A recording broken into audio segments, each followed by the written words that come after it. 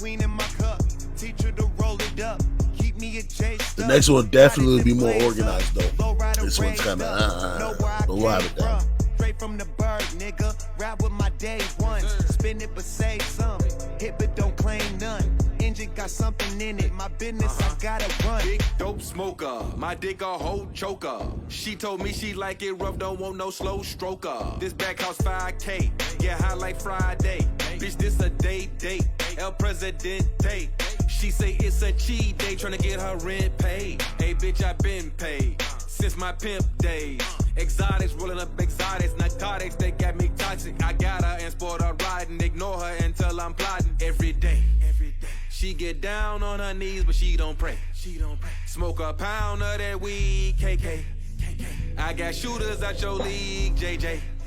You don't want no smoke like a cancer patient. I just rolled up a J, smoking weed every day. Don't pass the fuck, niggas. Y'all know what's up with us. McQueen in my cup. Teacher to roll it up. Keep me a chased up. Got it then blaze up. Low rider raised up. Know where I came from. Straight from the bird, nigga. Ride with my day ones. Spin it but save some. Hit but don't claim none. Engine got something in it. My business, I gotta run.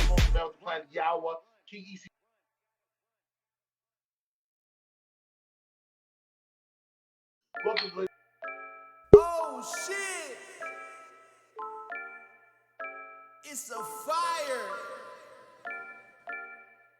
Leave your stale ass at home if you ain't bumping VIP. They say I walk around like I got an S on my chest. Now that's a semi-auto and a vest on my chest trying to say nothing. Yeah.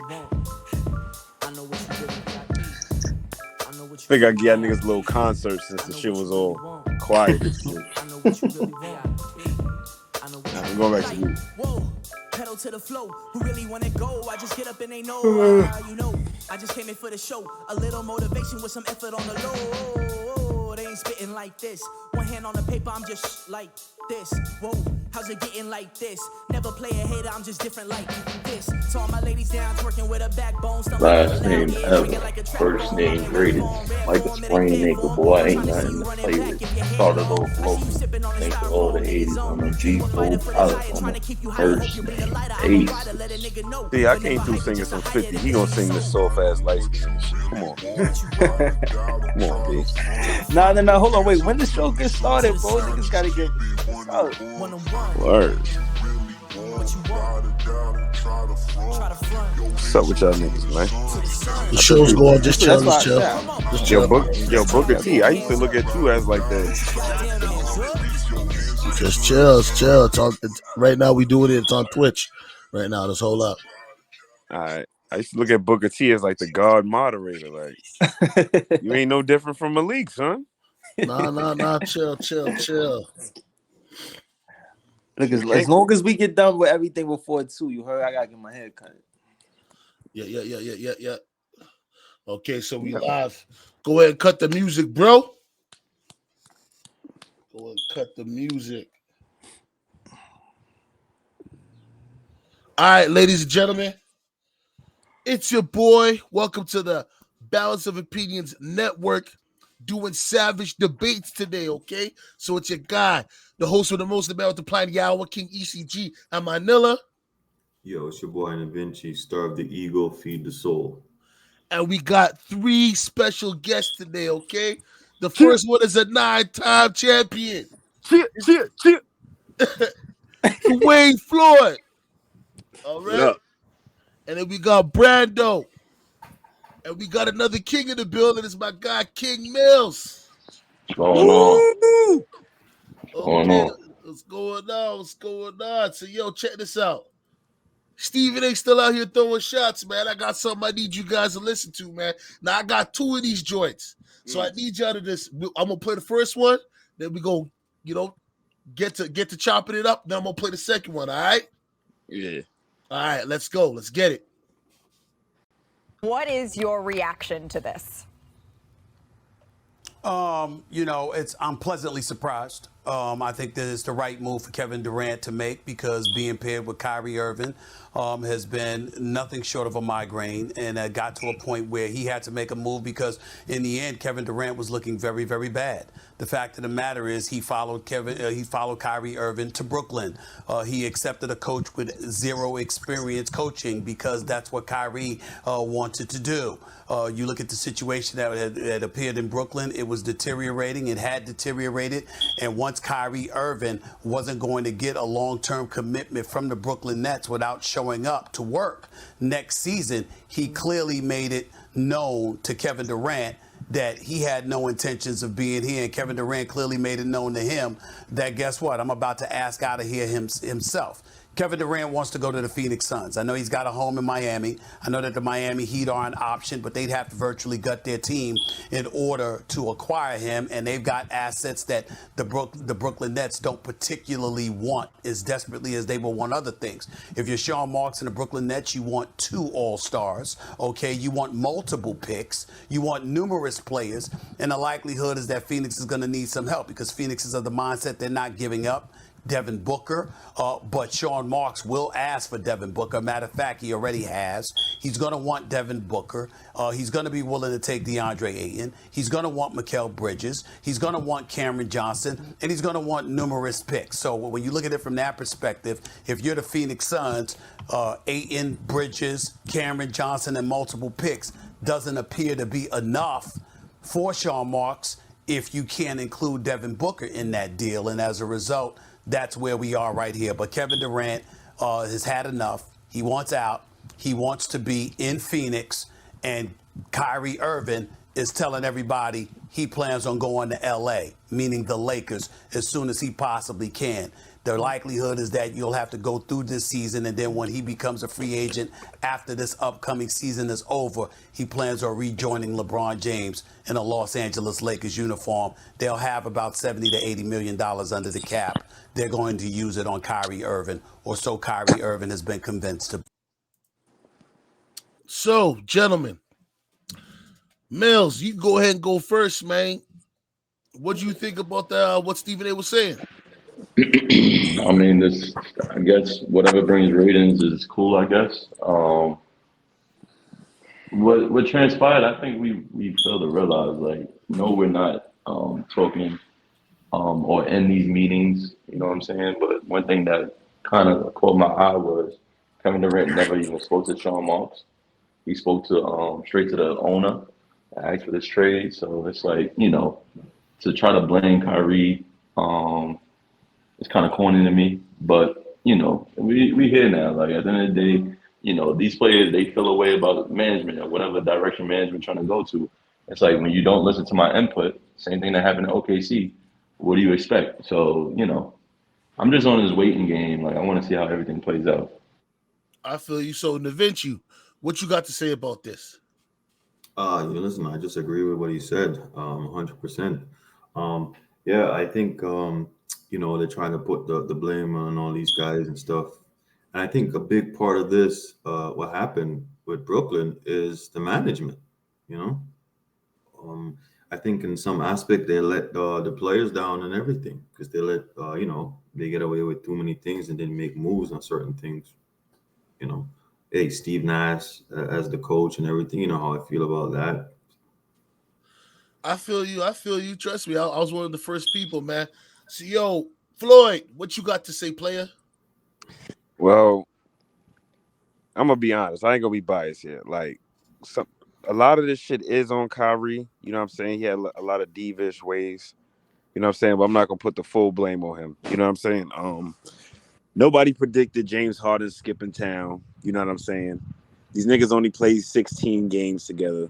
So it's a little unfair to just put the whole situation on Kyrie. Like, KD was in and out the lineup that first year. They only played, like I said, 16 games together. But reasons I do blame Kyrie is when y'all niggas said y'all didn't need a coach. You know what I'm saying? And as the time that y'all spent together went on, y'all seen y'all really did need a coach. Nobody respected Steve Nash's voice. You know what I'm saying? And y'all never really had an identity as a team.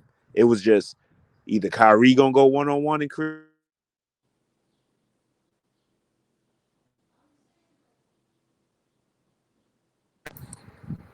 Hello? Yeah. Yeah. You cut off for a second. Yeah, somebody was fucking calling me, fucking dumbass people. Anyway. Yeah, they needed a coach, and they never respected Steve Nash's voice. So yeah, I'm gonna probably give probably like 65% of the blame going Kyrie, but I'm not gonna put the whole blame on him. Okay. Brando, Ain't what you got? 65 over 50? Yeah, it is. What you saying, Brando? I said I'm not gonna give all the blame on him, but he gonna get it, most of it. I mean, me personally, I think, when you look at this whole entire situation, I feel like, of course, Kyrie, everybody's going to look at Kyrie. Like, he ruined the franchise and all that. You know what I mean? He's the reason why this is going on right now. I mean, me personally, I feel like, this situation, this is what happens, when you give so much empowerment to, your two stars. And I understand, the NBA is a players' league more so than any other team sport. But at the same time period, you know what I mean? Listen, niggas should have known something was wrong with Kyrie when he left out of Cleveland. Like, damn, you don't want to play with LeBron no more? And then, the Boston situation, that we saw how that situation happened. And then the first year in Brooklyn, I think Kyrie only played like 20-something games. We know KD was recovering from Achilles. Last year, me personally, I thought Brooklyn, not this past season, but the season before that, I thought Brooklyn could have possibly won it all.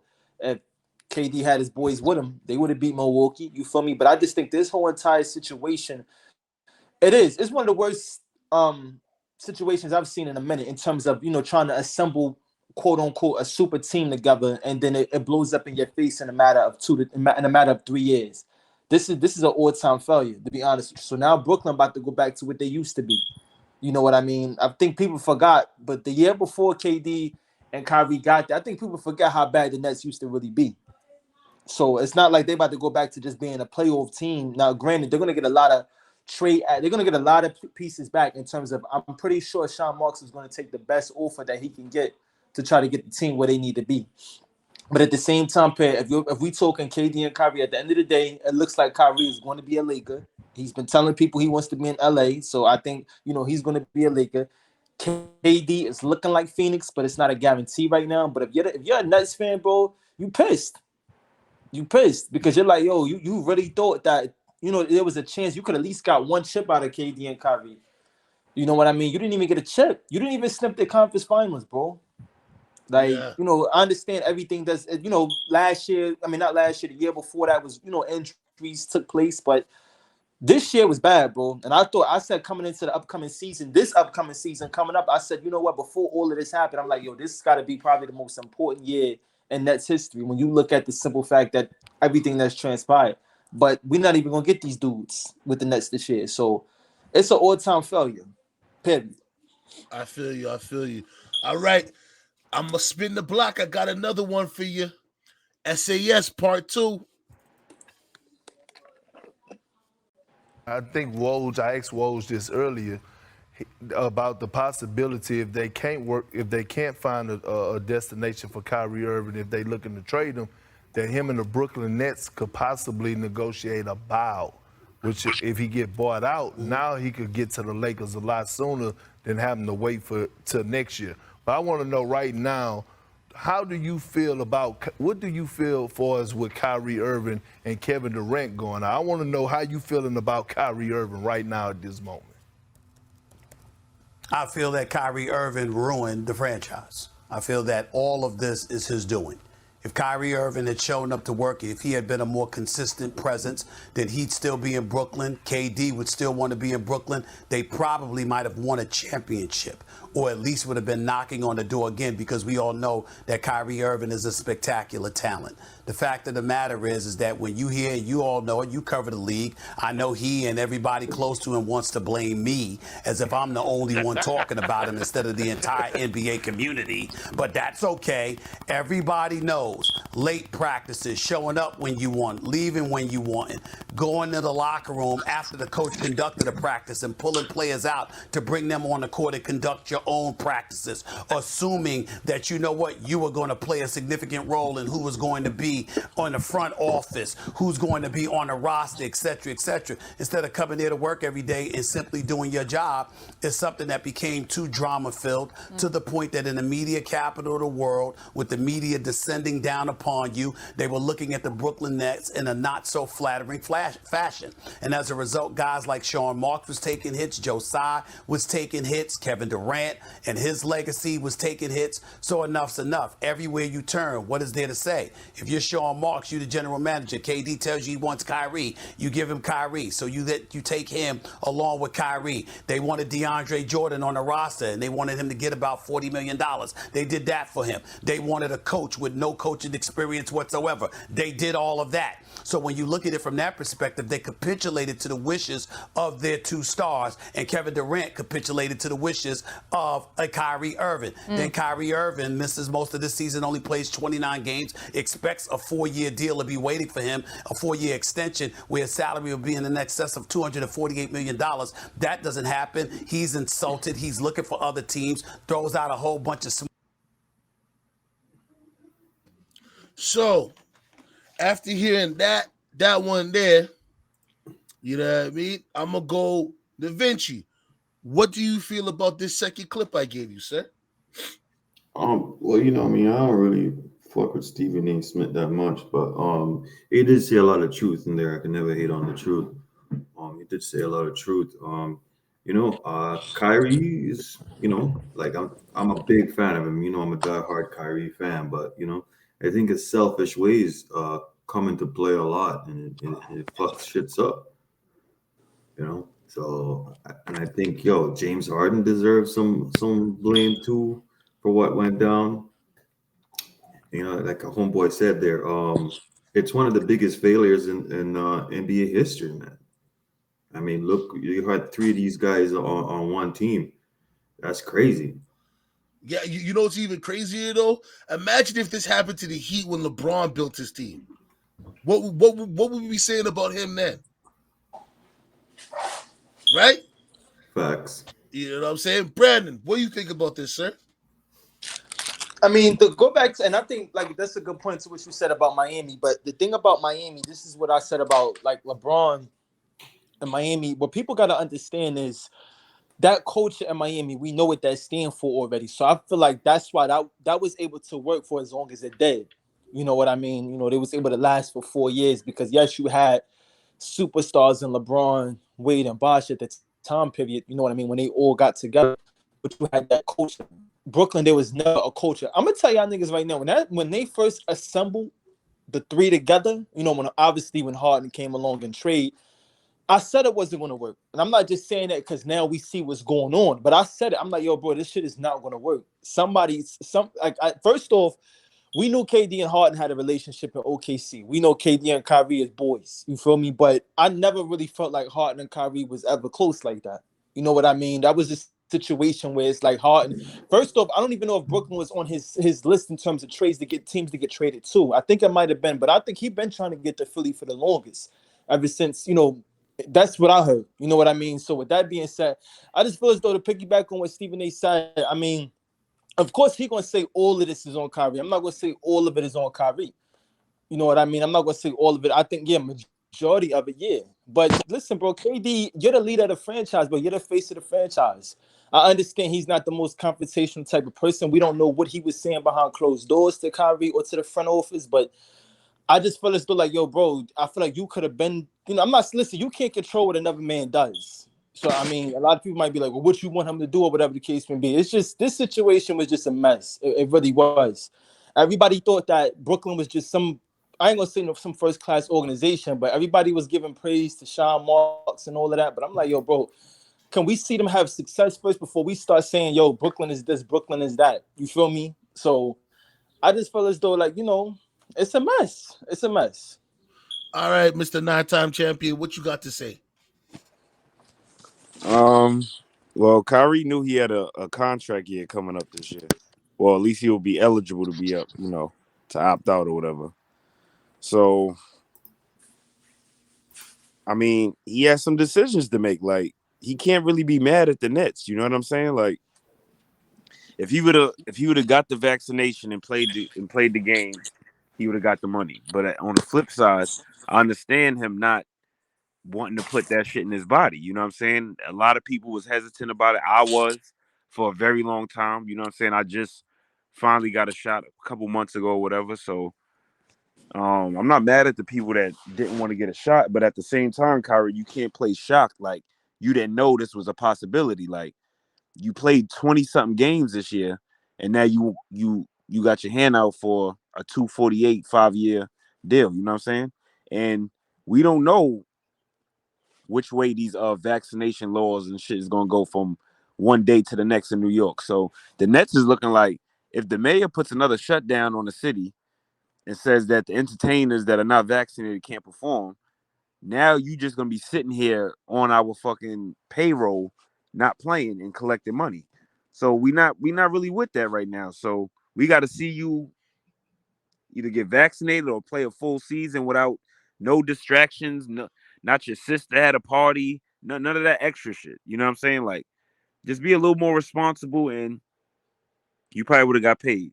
So it's half his fault, half not, because I don't fully blame him for not wanting to get vaccinated. I feel you on that. Mr. Mills, what you Shout out to got to say, Dwayne. sir? Shout out to Dwayne switching his stance from a 65 to a 50. I want to say I blame Kyrie Irving most definitely to by deciding to go to the Nets. That's one.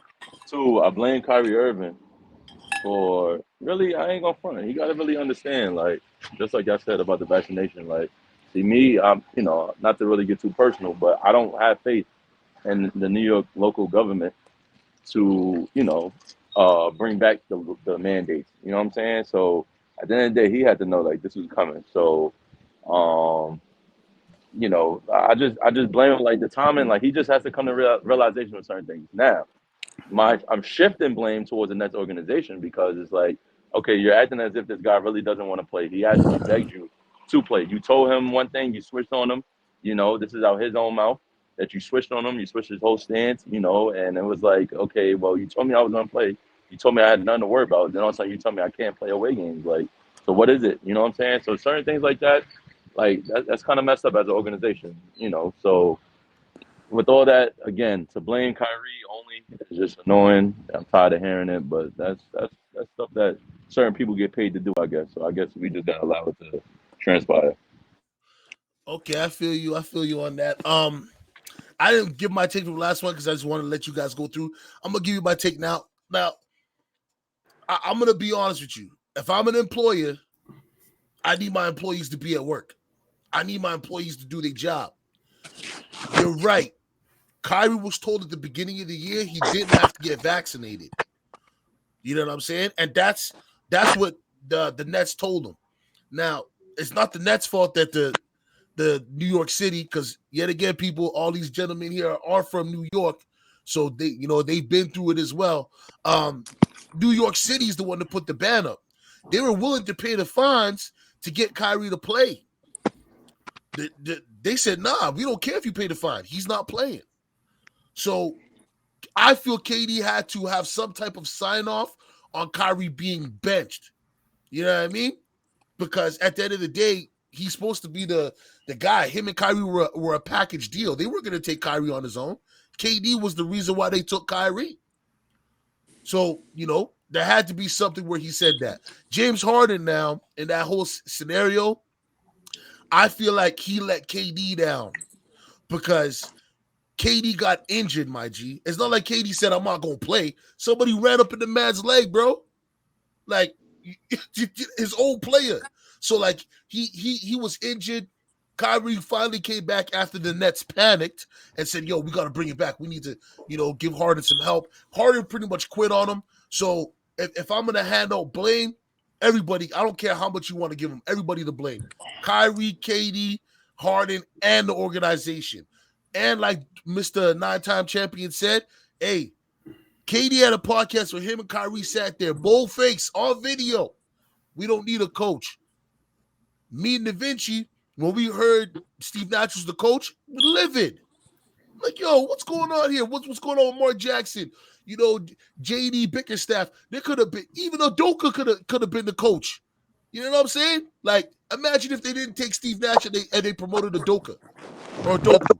You know what I'm saying? Like, that would have been awesome. They probably would have played better.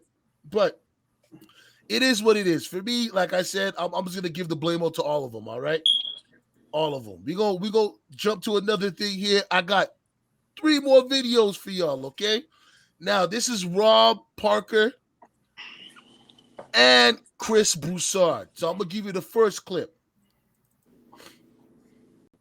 News. Just days after Kyrie Irving says he's going to opt in, and indeed did opt in, Kevin Durant, one of the best players in basketball, requests a trade from the Brooklyn Nets. Your thoughts? It's the whole thing is crazy, Chris. Mashugana is the best way to describe it, I guess. Just crazy. And for all the reasons you just talked about. You knew Kyrie was coming back. You could look at it and say to yourself, if you're KD, let's see if this thing, we could finally all get healthy. And you got Ben Simmons, you got Joe Harris, you got this team, and let's give it a shot. Like, we haven't given it a real shot yet. And when they did play, or when they had the big 3 and they were just playing, they were winning. And we talked about it with a lot of former NBA players who just said it's an arms race. They got a lot of arms. But to bow out in this circumstance and situation, especially on KD's part, I think he's lost a lot. And I'm talking about, Chris, basketball respect. No one's lost any respect for him as a person. He can do whatever he wants. He's playing a game. He can just do whatever he wants. But basketball wise, I gotta admit, I'm out on KD. And what I mean you've is, been a KD. Absolutely. I think he's a great player. He's a great player. And of course, and everybody admits that. Everybody knows that. But I don't like the way he moves. I don't like the way he has what he's done to his career. Just questionable move after move to me.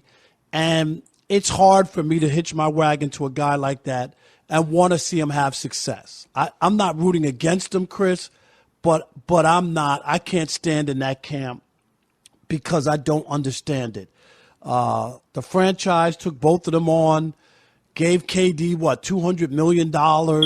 I just don't. Gave him a max deal when they knew he wasn't going to play the first season. Exactly. Like, they've done everything they could do, and I'm not a Nets apologist, but I don't see what the Nets have done wrong here. And for KD to take another move where people look at him and go, what? I think he's, and not all players, but this era has, Chris, developed and shown us some of the most selfish players we've ever seen. Like they destroyed the Nets organization and franchise as far as value and where they go from here. So, Mr. Mills, I'm going to let you go ahead and start this joint off. How do you feel about that take? Yo, first of all, how do you go from saying I'm not talking from personal, but I want to talk basketball, and then say I don't like the moves he's doing? Bro, his moves is personal. Smart. Like, oh my God. These analysts, they fail to realize, right? When you talk about these basketball players, I don't like to really listen to analysts when they talk on the court, because on the court, you're not going against this guy. So he's a 7-foot guy who can move like a shooting guard, who has handles as a point guard. So, like, what is it that you're talking about right now? The respect is always going to be there. Once he's on the court, doesn't matter what team he's playing for. At the end of the day, you have the key game plan. Everything is about Kevin Durant. So stop worrying about his decision-making, bro. Like, that to me, let him handle that. He's going to have to eat that. If he makes a bad decision, he's going to have to eat that. He made a bad decision going to the Nets. He has to eat that. When you talk about him on the court, talk about him playing terrible for 4 games. Like, talk about that. Don't give me this. Oh, I don't want to go talk about his personal life, but then I don't want to talk about. I want to talk about the basketball player. What is it? Shit is annoying, man. I feel you. I feel you.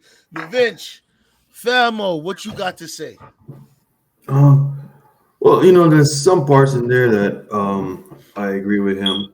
But the one part I agree with is like I think it was a shock. I think for me, what I was expecting, they're gonna come back this year. They're gonna try to figure out things with Ben Simmons. Kyrie is gonna, become a full-time player. They're gonna had a bunch of pieces. My thing was maybe they're gonna let Steve Nash go. I also was looking at. I didn't expect them to blow it up. I just thought they were coming back and gonna come back stronger. But when I'm looking at this, and some of you guys can add to this after, when I was looking at this, and when KD asked to be traded, I'm like, yo, is it because Golden State won a chip that got in his feelings and made a decision? It's just something that crossed my mind. What do y'all guys think? All right, 9-time champion, go ahead. Let off the clip. All right. First of all, I want to address Malik. He was talking when he says he's not talking about anything personal. He's talking about, I guess, like who he's dating, his family, anything like that. So when you say his moves are personal, I don't get it. He's still referring to basketball. Like all of this is about basketball. Nothing is about something that's not going on with the NBA. So his moves are his moves. And yes, whether we like it or not, the same way we jump on stereo and talk about who made what and who got signed, when he's on vacation, they call him up and say, yo, we need you to talk about this. We need these ratings. Like, so it's not nothing personal. He's literally just talking about basketball. Um, yeah, that's really all I had to say. All right, Brando, go ahead. Well, that was pretty much damn near about to say the same thing Floyd just said. Like, I'm picking it back on what he said. That's what Rob Parker was referring to. He was basically saying, like, when I say when he's talking personally, like, listen, I'm not talking. But see, another thing I wish, but see, it's so crazy. I'm gonna finish my point, but it's so crazy because it's bad now that a lot of analysts and a lot of commentators have to sit there, especially Stephen A. And I'm not talking bad about Stephen. I'm actually defending him on what I'm about to say. It's crazy because a lot of these commentators and analysts always say before they make their point, I'm not talking about you personally. The reason why they have to say that, because every time they criticize a player, bro, a player hits, you know what I mean, want to respond back on Twitter or whatever the case may be, thinking that they talking about their personal life. It's like they try to twist it when that's not really what they're talking about. So with that being said, he was basically referring to but he doesn't understand the move in terms of what are you doing? Like, okay, you left, okay, we know about the OKC. You went to Golden State, okay, cool. You left Golden State, you decided to come to Brooklyn. You know what I mean? Everybody, was like, damn, he left Golden State or whatever. But everybody was looking at it like, okay, he wants his own team. But now everybody is looking at this situation like, damn, Brooklyn is quite done everything they wanted to do. Because you do have some people out there. Because I was listening to some stuff last night. You do have some people that feel as though because Kyrie didn't really fully get his way, KD wants out. Because I know we all, and I'm not saying that that's true. I'm saying that's what's been reported. That those is rumors that's going around. You do have some people that think because Kyrie didn't get his way, KD wants out. Because there was a rumor popping up before all of this that if they don't offer or if Brooklyn Kyrie leaves, KD's out. And I guess Sean Marks was looking at, listen, I'm sick of y'all niggas. Like, yo, y'all can go. You know what I mean? We'll build this from the ground up again. That's fine. But we're not about to sit here and go through the same shit that we just went through the past couple of seasons with y'all. We not. And let me not say y'all. I'm just specifically talking about Kyrie, but KD plays some part in this too. I'm sorry he does. You know what I mean? So, because it was a package deal. You wanted him on board. So, Sean Marks is looking at it like, yo, this your nigga. You know what I mean? This who you bought with it. You know what I mean? Now, granted, Brooklyn accepted it. But they thinking like, yo, get your, you know what I mean? I'm not saying Kyrie's his own man, but like, yo, is you talking to him? Like, is y'all, you know what I mean? Like, you supposed to be the leader of the franchise. So, listen, again, we all waiting to see what's going to happen with the whole KD move. I think Kyrie to the Lakers, I really think that's kind of like a foregone conclusion the way they talking, but we don't know where KD is going to end up. I don't know if it's going to be Phoenix, but let's just see what happens. All right. I'm going to spin the block. I got 2 more clips. Here's another one.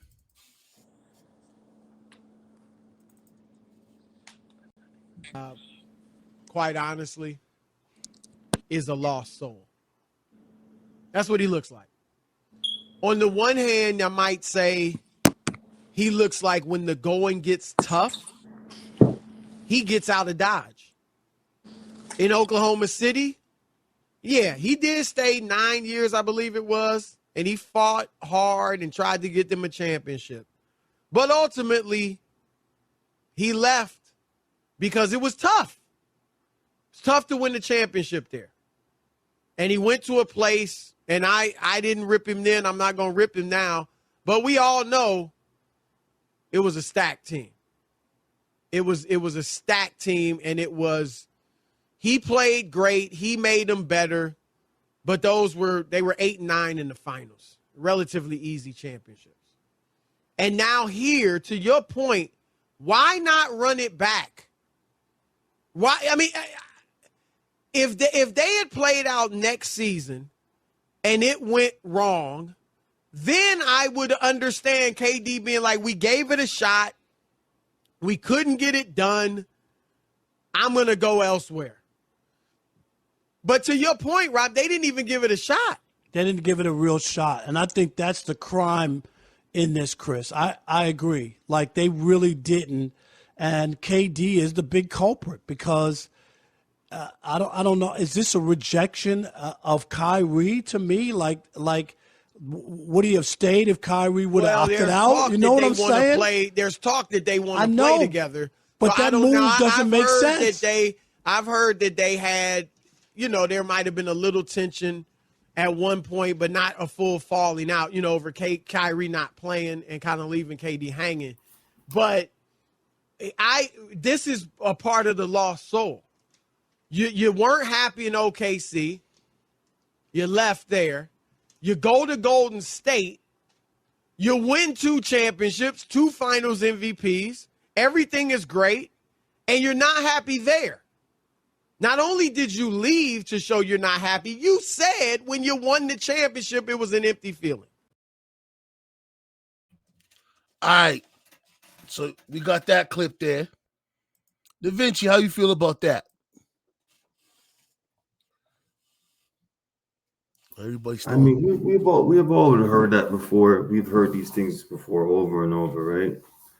And they keep going back to this. And whenever these guys make a decisions for their life, because they're the one balling, we don't know too much. We're just on the outside getting information from wherever. But this is what happens whenever these guys try to make a decisions for their life, for their future and everything. Then they get criticized and they get called selfish and they get called all of this, So for me I never have a problem with these guys when they want to do something better or they think their current situation is not going to work out and then they want to win. I mean, KD is up there in age, and if I was him right now, he wants to win. He don't wants to be playing around. He wants to win.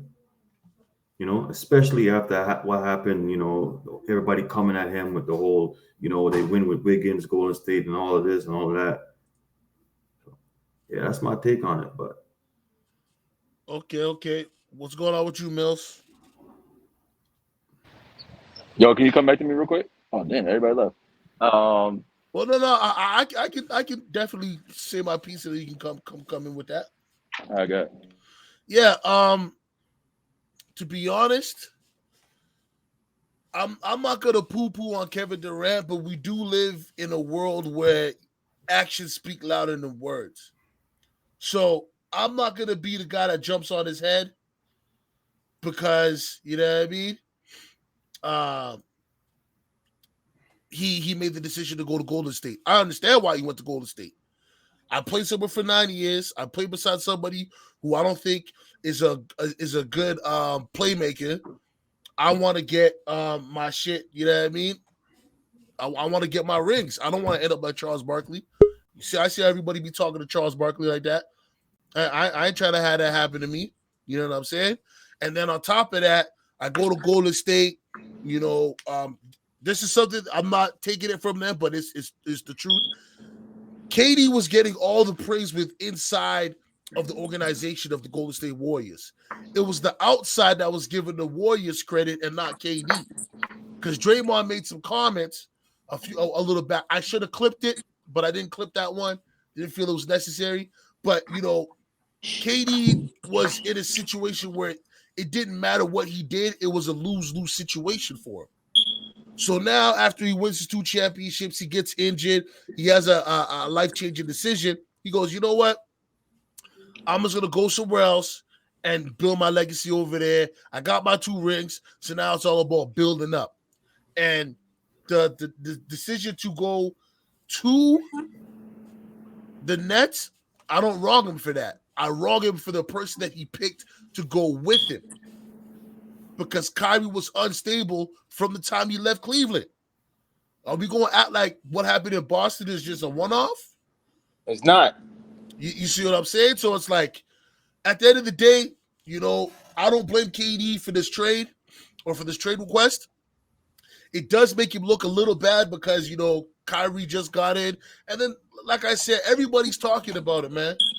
I mean, Brando, you mentioned, if KD don't get, if Kyrie don't get signed, KD out. Now, Kyrie signs in, but he doesn't get what he wants. Yeah, it's possible KD read the room and said, yo, man, this guy's gone. And hold on. Can I ask this question? And I'm going to need everybody to respond after I say this. Why aren't we talking about Ben Simmons? He still got Ben Simmons over there. You going to let Ben Simmons chop liver? Yeah, well, KD wasn't wrong with that. Pause. That's not what they signed up for. Ben Simmons was supposed to be a third wheel on the team, so that he wasn't. Nah. I'm more than anything. I think. I don't know if he really rock with Clutch Mafia. So there's a lot that comes with that style of players. You know what I'm saying? No, I feel you. Da Vinci? Well, I guess you see what went on in Brooklyn with Ben Simmons, with the whole drama. Is he going to play? You mean Philly? Next week? Oh, yeah, my bad.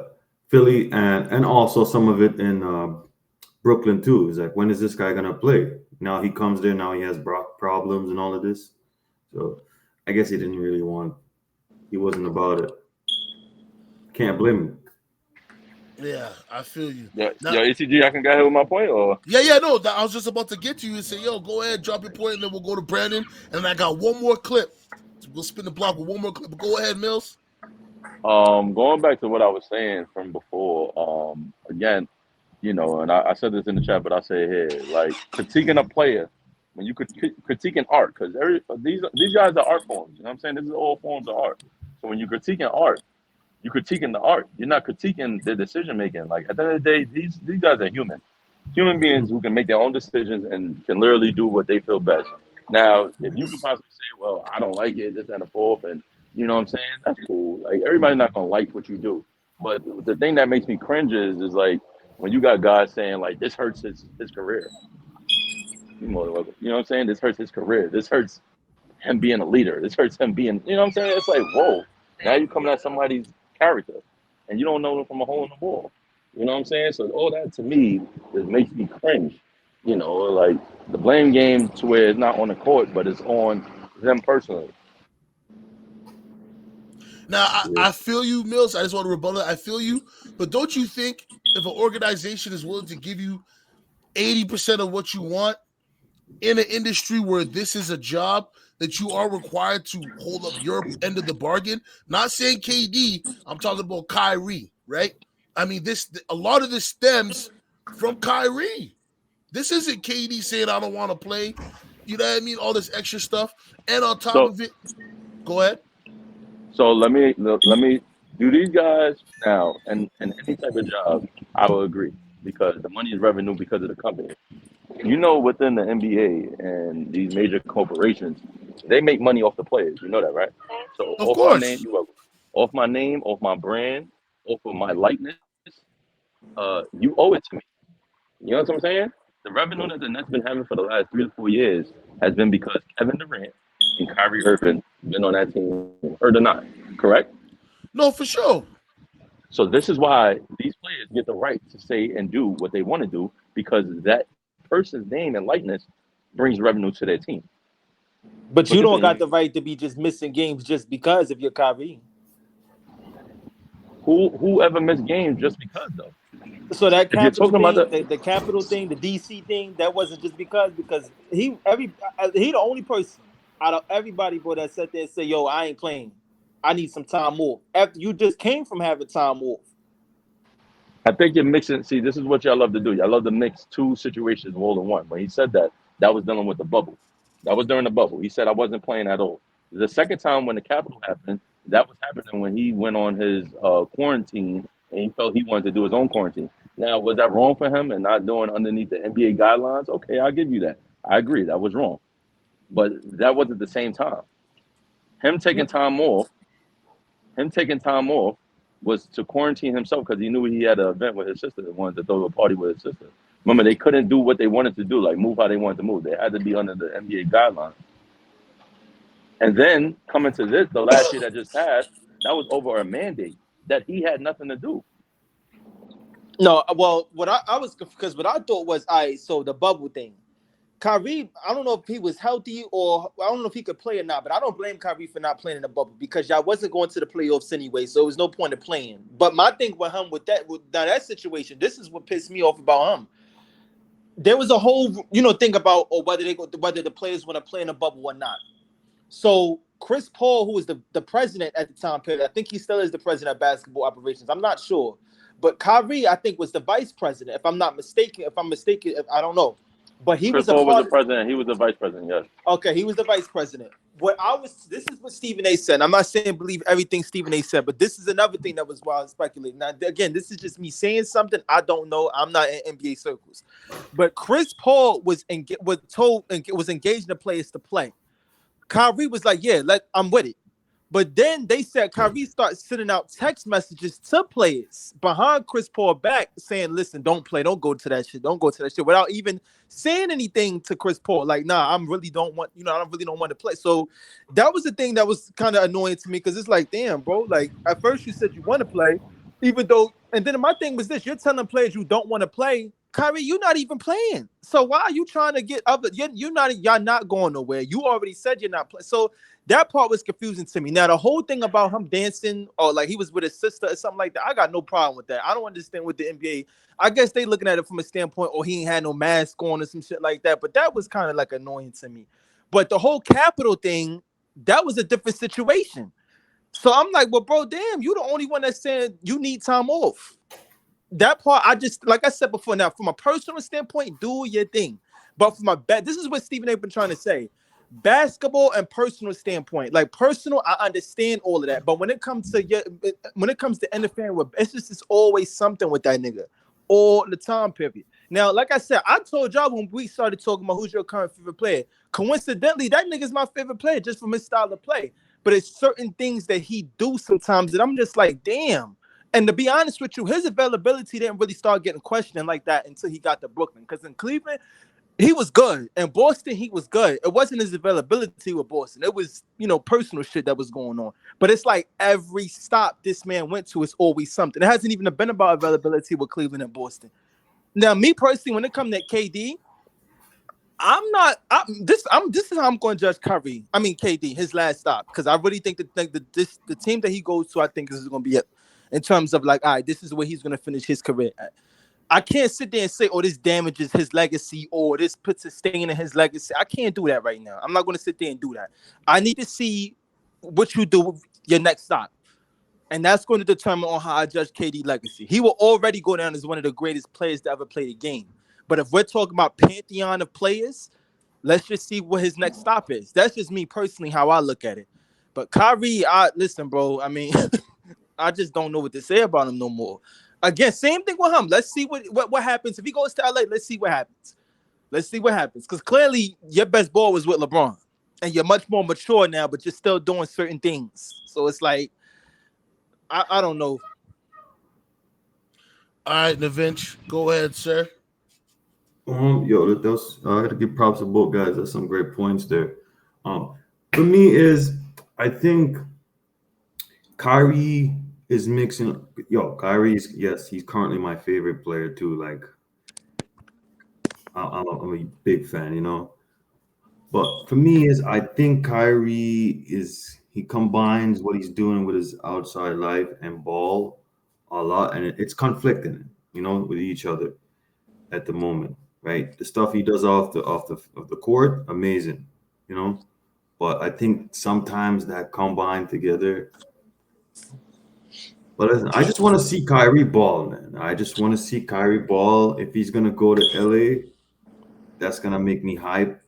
Um, yeah, I just want to see him ball full season. I don't want to see anything else. I just want to see all of these guys ball, man.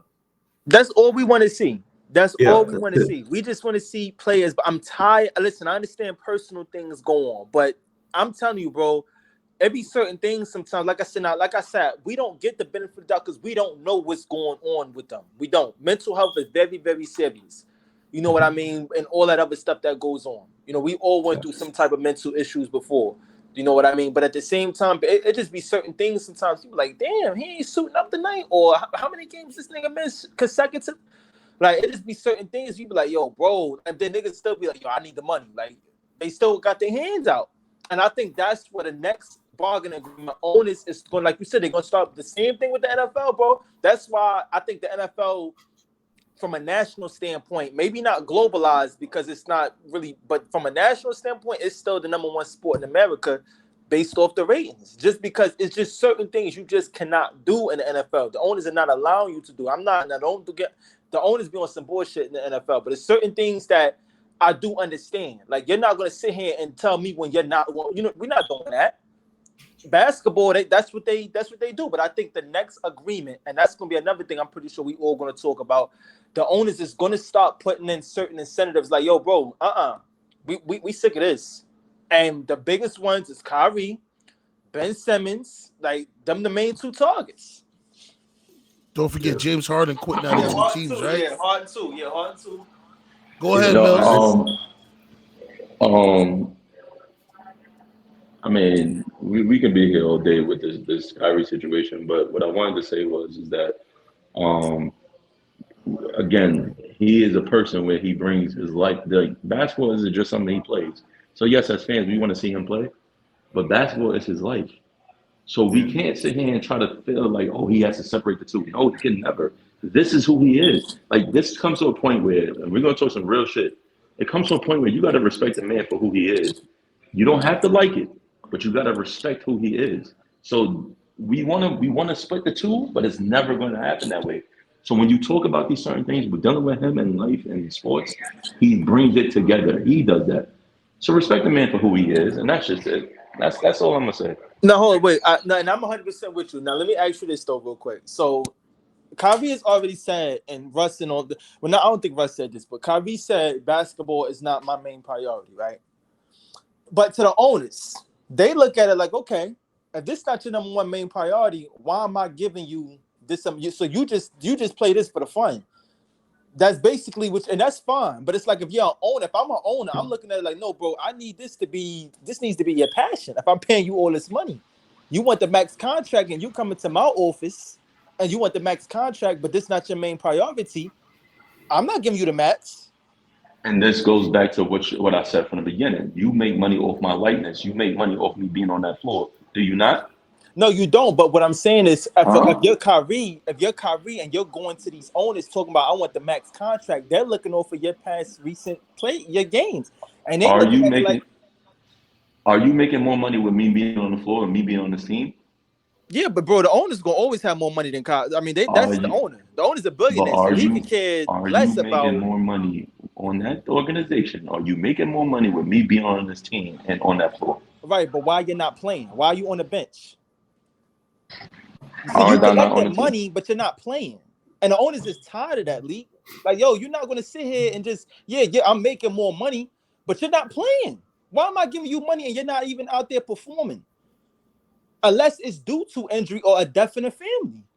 What the hell is going on? And if I'm an owner, I'm with them on that part. I understand the whole personal, you know what I mean, like what he got going on in his life. But my thing is like, okay, yeah, you do make more money, but nigga, you're not playing. So why am I giving you this money if I know you have a pattern over the past few years for guard injury with this always something that popping up? And then people got to understand, who knows what goes on behind closed doors with Kyrie. you've been hearing he's very standoffish. This is not the first time that he's secluded. You know what I mean? Like, this is who he is. But my thing is, that's fine. You can be that. But when it comes in a work environment, a team atmosphere, you cannot be like that, bro. If you're not willing to adjust, leave the fucking game. Excuse my language. Leave the game. Leave the game. If you don't know how to cooperate and work in a team atmosphere while still collecting your paycheck, I don't got no. That's why I said KD deserves better than that, because that's one thing we cannot say about KD. That man is going to show up and play. He'll play the game for free. I seen pictures and videos. Yo, KD had basketball shoes in the club, bro. Like, he be ready to hoop. Like, I'm telling you, that's one thing. That's one of the reasons why I respect him. Like, so you're saying KD got that MJ in him. He always got the baggy jeans on, but at any moment he tear them joints off and have some basketball shorts on, ready to go. Listen, let me tell you something. When KD, and I know we got to go with the next time. I'm gonna say this last point. KD, you know how bad it was probably hurting KD when he was going through that he could not be out there on the floor. Bro, that man loves the hoop. Like, he just loves the game of basketball. Yo, and listen, that's why I said, always saying, I just want to play basketball. Why are we doing all this extra stuff? Right, I just want to play basketball. I'm telling you, to be quite honest with you, I wouldn't be surprised if, you know what I mean? And that's what I'm saying. And I have another thing. People been saying, like, the relationship is real close, KD and Kyrie. A lot of people say it's not as close as you think it is. That's what I'm saying. So I'm wondering if KD just probably told Kyrie or told the owner, like, yo, bro, listen, KD, that's what I'm saying. KD is probably like, I don't want another year with him. I don't. Get me out of here. Yeah, Da Vinci, go ahead, sir, because I know I cut you off earlier. Oh, no, I'm good, man. Okay, all right. I'm going to spin the block. This is the last clip. Once we done this, we're going to get into 2 more topics. We're going to wrap this joint up. Let's go. You got your own team. You're playing with one of your best friends in the league, at least, if not best friends overall. The franchise is bending over backwards for you, and you're not happy there. Where are you going to be happy? I hate to put it this way, because I hope Kevin Durant is happy.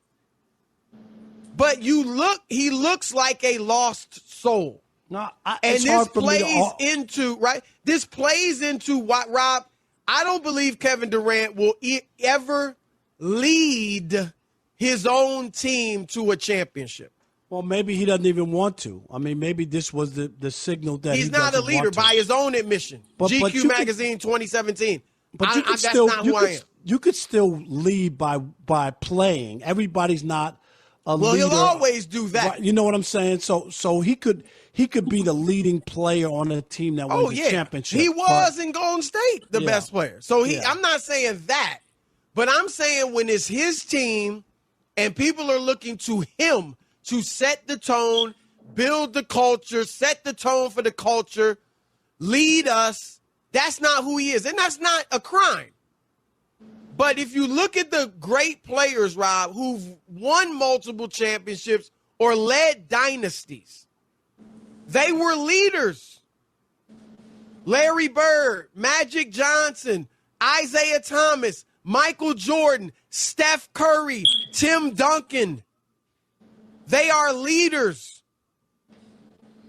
They either lead vocally as well as by example, or they lead by setting the tone for the culture. This is how we do it. That's how Duncan and Steph did it. That's not Kevin Durant. And again, not a crime, but I think now we know why all his talent, all the great teammates he's had, that's why he hasn't gotten it done outside of going to Steph's team. And I think now, ideally for him, Rob, he would go to a place, a Miami. Maybe that's why he wants to go to Miami. A Phoenix. Maybe that's why he wants to go to Phoenix, because Chris Paul is there. You know, where you got a leader. In Miami, it's, whether it's Jimmy Butler or just the organization, Pat Riley, Eric Spoelstra, strong personalities. I don't know if Isaiah Thomas was that. Go ahead, though.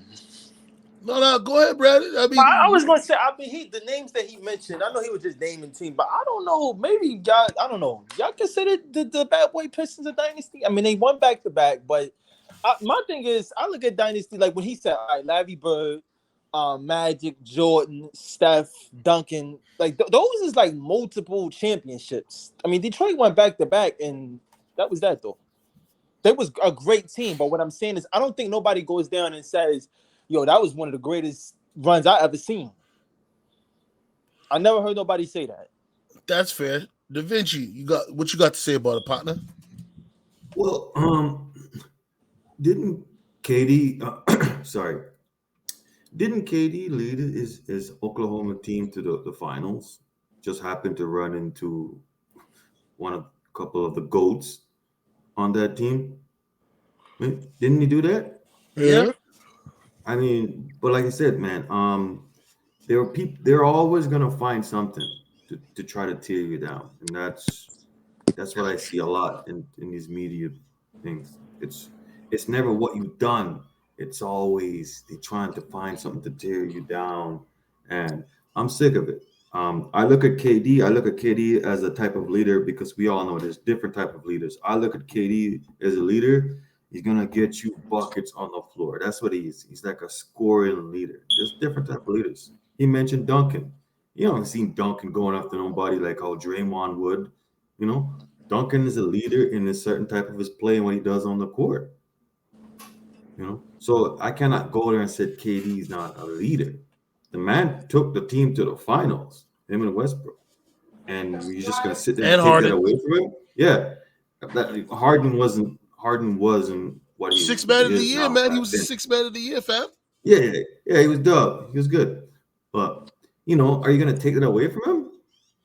Right? This is what they do. They take it away from him. Just like how they're trying to take away Kevin's two championship in Golden State. People are trying to make it like, oh, it doesn't mean nothing. That drives me crazy. Because bro, I watched the game. I understand the game. I saw what the man was doing. No one should ever talk about his championships in Golden State. Because he worked for them. He was the one on the court shooting. He was the one making them big shots. I feel I'm you. gonna leave it at that. Mills, go ahead, man, because I know you probably heated. Can't see this. I can see the steam coming off your avatar. Nah, Navinci said everything I wanted to say, man. I mean, I just think to me, like I guess the cool thing is to come up with narratives. It just brings more revenue to them. So, that's just really what it is. I got nothing to say. Okay. For me, I would say there's leaders in all different types of forms, and us comparing one type of leadership to another, I think that's fair. But then us saying that certain people aren't leaders is kind of asinine to me because if that's the case, then what do you call Kawhi Leonard? He don't really talk. He just come on the court, he ball out. Listen, I'm gonna play defense. I'm gonna do my job. I need you to do the same. LeBron James, he's a vocal leader. He wants everybody to come in and be one and be yourself and get all that stuff popping like that. So I don't understand how they don't look at KD or they want to say KD's not a leader. I think it's more like Mills and Da Vinci saying they're just trying to take stuff away, make people seem like they are what they're not. But I do have to add this caveat to the situation. It looks bad. I mean, geez, you've been there for 3 years and now you want to get up out of there? And Well, it it's like looks right when Kyrie signs or opts in for 1 year, you don't want to run it back? Go ahead, Navinch. Well, it looks bad because that just like we're talking about, and Mills said too. It's how they portray. It's how they've gone about this in the last couple of years, and that's why it looks bad.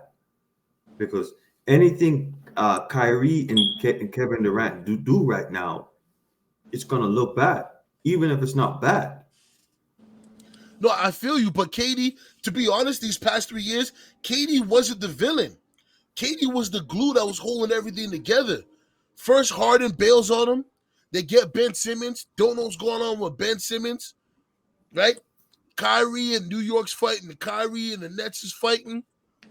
And then, yet again, everybody was like, yo, Kevin, tell Kyrie to opt in, man. Tell him. And he's like, yo, I'm not telling that man nothing. He's a grown man. Let him do his own thing, right? And then the minute Kyrie opts in, he wants to get out. So as much as people want to paint like KD or the organization is the problem, and Kyrie is one of my favorite players, but Kyrie got to get his head out of his woo-ha. Now, I'm not going to jump on his neck because I seen the interview that he did with I Am an Athlete podcast, and it gave me more insight to the type of person he was and some of the stuff he was going through. Because that's the main thing, right? Like, we don't know what they're dealing with on a day-to-day basis. So the only thing we can talk about is what is out here. And what was out here was Kyrie went to Boston. First, he shit on all the young guys. Oh, they don't know how to win. They got to follow me. They make it to the conference finals when he's sitting on the bench, my G. You see what I'm saying? And then the following year, when he was there, they lose in the second round. Right? Then he goes to Brooklyn. Him yet again. They wouldn't have took Kyrie if KD didn't sign on. Let's be honest here. They wouldn't have took him. Okay, boom. First year, he's injured. Second year, he's injured. KD's injured. Second year now, Kyrie gets injured. Not his fault. Harden gets injured. I'm with Brandon. If they never got injured, who's to say they weren't facing Phoenix in the finals that year? They were beating the heck out of the Bucks. Yeah, the Bucks had no answer for them. And they would have beat Atlanta. Easy. Oh, they would have swept them. You see what I'm saying? So it's like that happens then this year. Nobody knew this pandemic was going to go this crazy. So yet again, I'm not blaming Kyrie for the pandemic year because the organization told him you don't have to get vaccinated. You can still play basketball. Then the NBA came down and said there's certain places like San Francisco, New York, and this is where the argument, let's be fair here, right? Andrew Wiggins didn't want to get vaccinated. The organization and the players that he played with were like, yo, listen, you got to sacrifice. Because that's what it is. This is a team sport. If you in boxing or any individual sport, can't nobody tell you nothing. Do what you want. Be your own man. And I'm not saying that Kyrie can't be his own man, but you play in a team sport where every man is depending on the next man to do their job. If everybody else on the Nets gets vaccinated, except for Kyrie, that sets a bad precedent. Why? Because hold on, because I know Mills is steaming right now. I can see the glasses fogging up. What I'm saying is you look at what happened with Cleveland, right? He left Cleveland because he wanted his own team. Why does LeBron get all of this stuff and I don't get the same treatment? You see what I'm saying? It's a team game. If he's the king of the castle, he's the king of the castle. Now, if you don't want to be the prince, I understand. But that's just how it works all the way around. You look at Jordan and Pippen. You know what I'm saying? Jordan and Pippen, let's not act like Jordan wasn't the king of the castle. And Pippen was the prince. But with Kyrie, it just seems like with him not caring about basketball as much as KD, it's an obstacle for KD that he can't get over. Because first he plays with Russ, who makes bad decisions. He tries to, figure it out. But the organization of OKC, who are a bunch of, they drafted well, but they're dumb and they cheat. Because they let Harden go for $5 million. Then they don't want to ring Russ in and say, listen, you know what I mean? You can still be our star player, but this is you and KD's team. Because that's why KD left.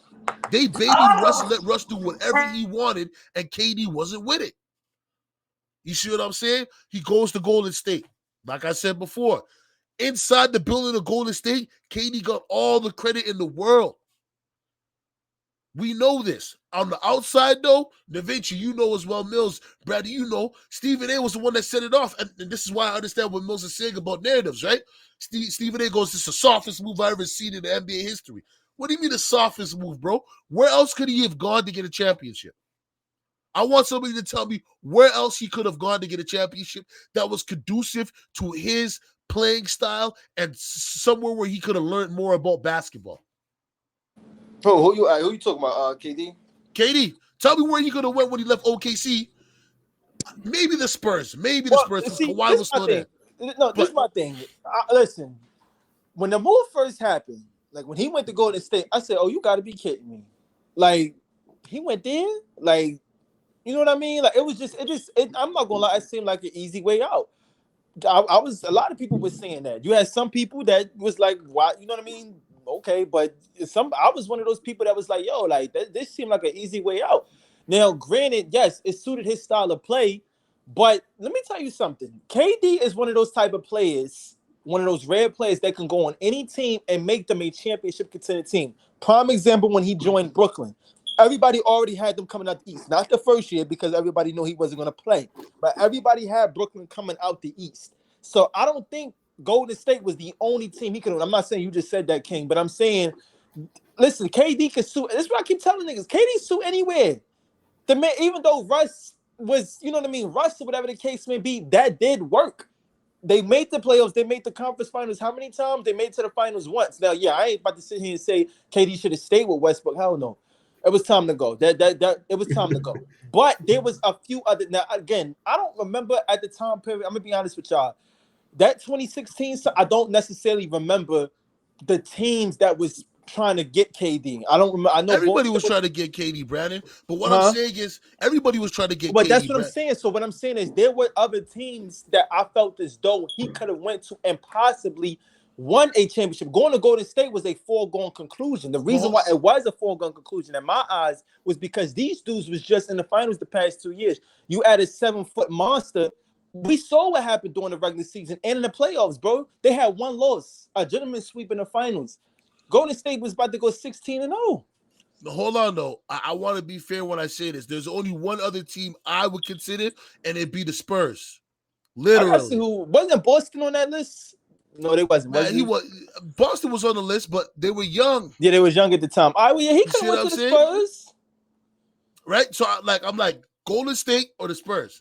Remember, he's trying to get a championship. Not saying he wants it the easiest way, but he wants to go to a system that's already built where you can plug and play, learn more about the game, and play with people who want to win. And another team I'm gonna name too that wasn't that like because I remember KD said he wasn't going back to DC, but the Wizards wasn't a bad team then. I'm not now. Nah, Don't son, get they wouldn't win no no. Let me championship. explain myself real quick. What I'm saying to you is this: at the time period, John Wall was good. Bradley Beal was just on a rise around that time period. Now, I'm not saying they would have won the champion. I think San Antonio was the second best option. But like I said, I really got to go back and look at who else was available because I do think that there was some teams that I felt as though he could. And it's not like he's still. And then I don't know how old was KD around the time. He was still in his 20s. So it's not like okay, you couldn't have went to a team and got somebody else with you. Maybe not that specific summer, but you could have got somebody else. But again, like I said, at the end of the day, you can't take away those 2 rings. It is what it is. But I'm going to say this: the man has to win somewhere else. I'm just sorry. I'm sorry.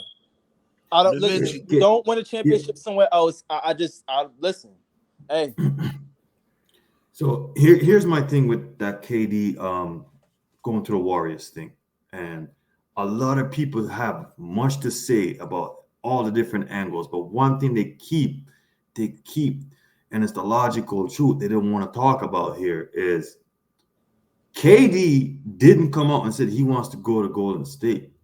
Golden State, pretty much all the superstars on that team went after KD and they pursue him, right? But no one talks about that, right? And KD has, as a guy there, his talent on his level, and he coming and see these guys already won 2 trips, right? 2 chips, whatever, or one, whatever. I can't remember how it went, but yeah, these guys are coming for me, like superstar, like Steph Curry, all these guys, and they want to recruit me, right? And we all know about the Golden State system, right? But a lot of people do not talk about that. But it's different opinions on that. I've heard, yeah, they did go out there, but I also heard that after the game, KD called Draymond. I heard it was the complete opposite around. Now, again, we don't know because only them two can speak for that.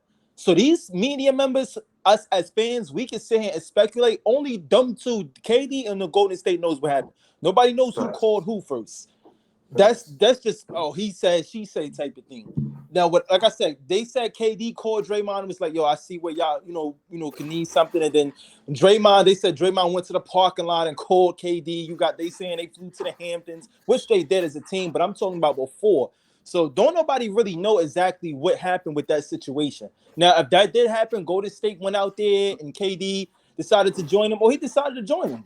I mean, it is what it is. But like I said before, I'm done talking on that aspect in terms of, he went to the Warriors. My thing is, bro, you better win another chip. Or those 2 rings, regardless of what he or his fans or whomever might say, the mass media, the mass fans, forget the media, the mass fans. And this is how you know it bothers KD, because you left. So it bothers him because he hears it. He knows the noise. He hears the noise. So this is what I mean by the thin skin. He hears it. Because if it didn't bother you, bro, you would have stayed there. It clearly bothered him. That's why he left. So that's why he knows the time is ticking in terms of him getting. I gotta get another ring. I said this. If he would have won a ring in Brooklyn, he knows this himself. Those 2 rings would have won way more than the 2 rings he won in Golden State. Not saying you take those away, because you can't take no 2 rings away. But it's like, yo, KD knows. He's not stupid. He knows what people is hearing. And he knows that he needs to do it. Otherwise, you wouldn't have left. Because I don't know no other reason why. All right, Mills has been trying to get in here. Go ahead, Mills. No, valid points by Da Vinci, valid points by Brandon. Well, one thing I do agree on, he does hear it. Partially him going to New York was to start his own enterprise and his own media standpoint and doing business within his right hand man, Rich Kleiman. But listen, it just goes back to a point where, again, his decision making, that's his decision. With the Warriors, yeah, like all them guys went to go see him. That report of him calling Draymond calling him, them meeting up in the parking lot, BS. That's all just driven narratives. Driven narratives. They both debunked both that situation, so that never happened. So what happened was they did go to the Hamptons, they spoke to him, and they asked him to come along, and he tagged along. So we just got to just move forward with that. And I'm just intrigued to find out what team is going to get him. What is the Nets going to get back, and what are they going to do coming forward? Okay. For another segment, new media versus old media. All right. Oh, Brandon dipped out again. Anyways, so Da Vinci and Mills, we've seen in these last recent weeks here, maybe like about a month, Draymond Green has made a declaration of war on all of the old analysts, talking about the new media is here. Let's talk about the game. He's gone after Kendrick Perkins, Skip Bayless. He hasn't gone after Callan Cowherd, who signed him to his podcasting platform, which is very odd. You think that he'd say something about him. He ain't really say nothing about Stephen A. either. But I want to get your gentlemen's take on this whole old media, new media, because I think we're the new media, personally, the fans and players. But what's your take on that, sir? Well, you know how I feel about that, King. I've been one for listen, if you're gonna critique the play, right? Critique the play, critique why do you think you didn't have a good game, and critique what did you saw. It's a whole different ball game than be going out there and just complain, oh, he was completely horrible, he was he looked like he'd never played basketball a day in his life, all that type of stuff right there. That's crazy, man. That's crazy talking. And sometimes what really bothers me is when you hear these type of talking coming from ex-players, right? This is why when you got JJ Redick right now, appreciate him what he's doing. He's bringing the full detail and insight into when you want to critique the play. Like, don't try to put somebody down and say degrading stuff about them and all that. So for me, that's where I stand. That's where I stand from day one, bro. I'm all about respecting the players, man. I'm for the players. I gotta respect them. Yeah, they're gonna have bad games. So talk about why you think they have bad games, and talk about what they did bad in that game and everything. Don't talk about it like they've never played a game in their life before and that was it. Like they've never achieved greatness in their life before.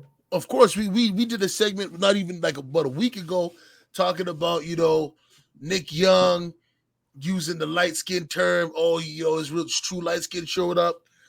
Skip Bayless getting a little too comfortable with Uncle Shay and using the term light skin because he heard Uncle Shay use it. So I fully agree with you on that. We need to judge them on their play and leave it at that.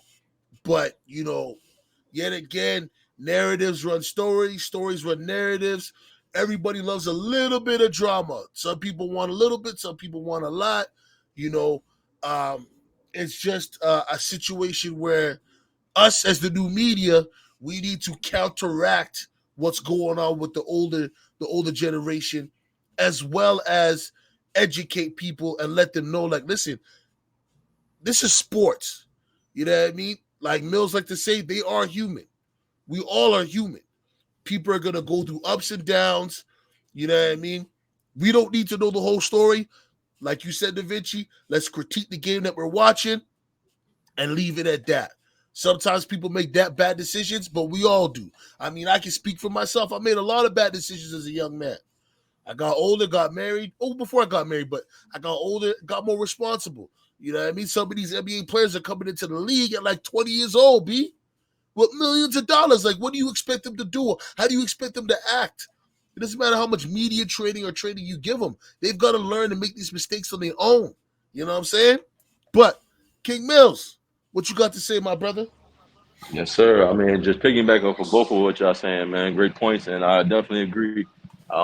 This old media, I've just, to me, again, I get it. Narratives bring money. I'm gonna keep saying it throughout the whole show, but it's true. Narratives and drama, it does definitely brings money for those who love drama. But at the same time, when you play in a team sport, when you play in a sport, and actually playing the sport, coming from somebody who played the sport, you know what I'm saying, underneath a whistle in the parks, like it brings emotion. You allow yourself to X out all the emotions you got going on during the weeks. You know what I'm saying? Like it helps you therapeutically. You know what I mean? So when you break down the game of X's and O's and knowing certain game plans and certain shit like that, like that's the fun to me.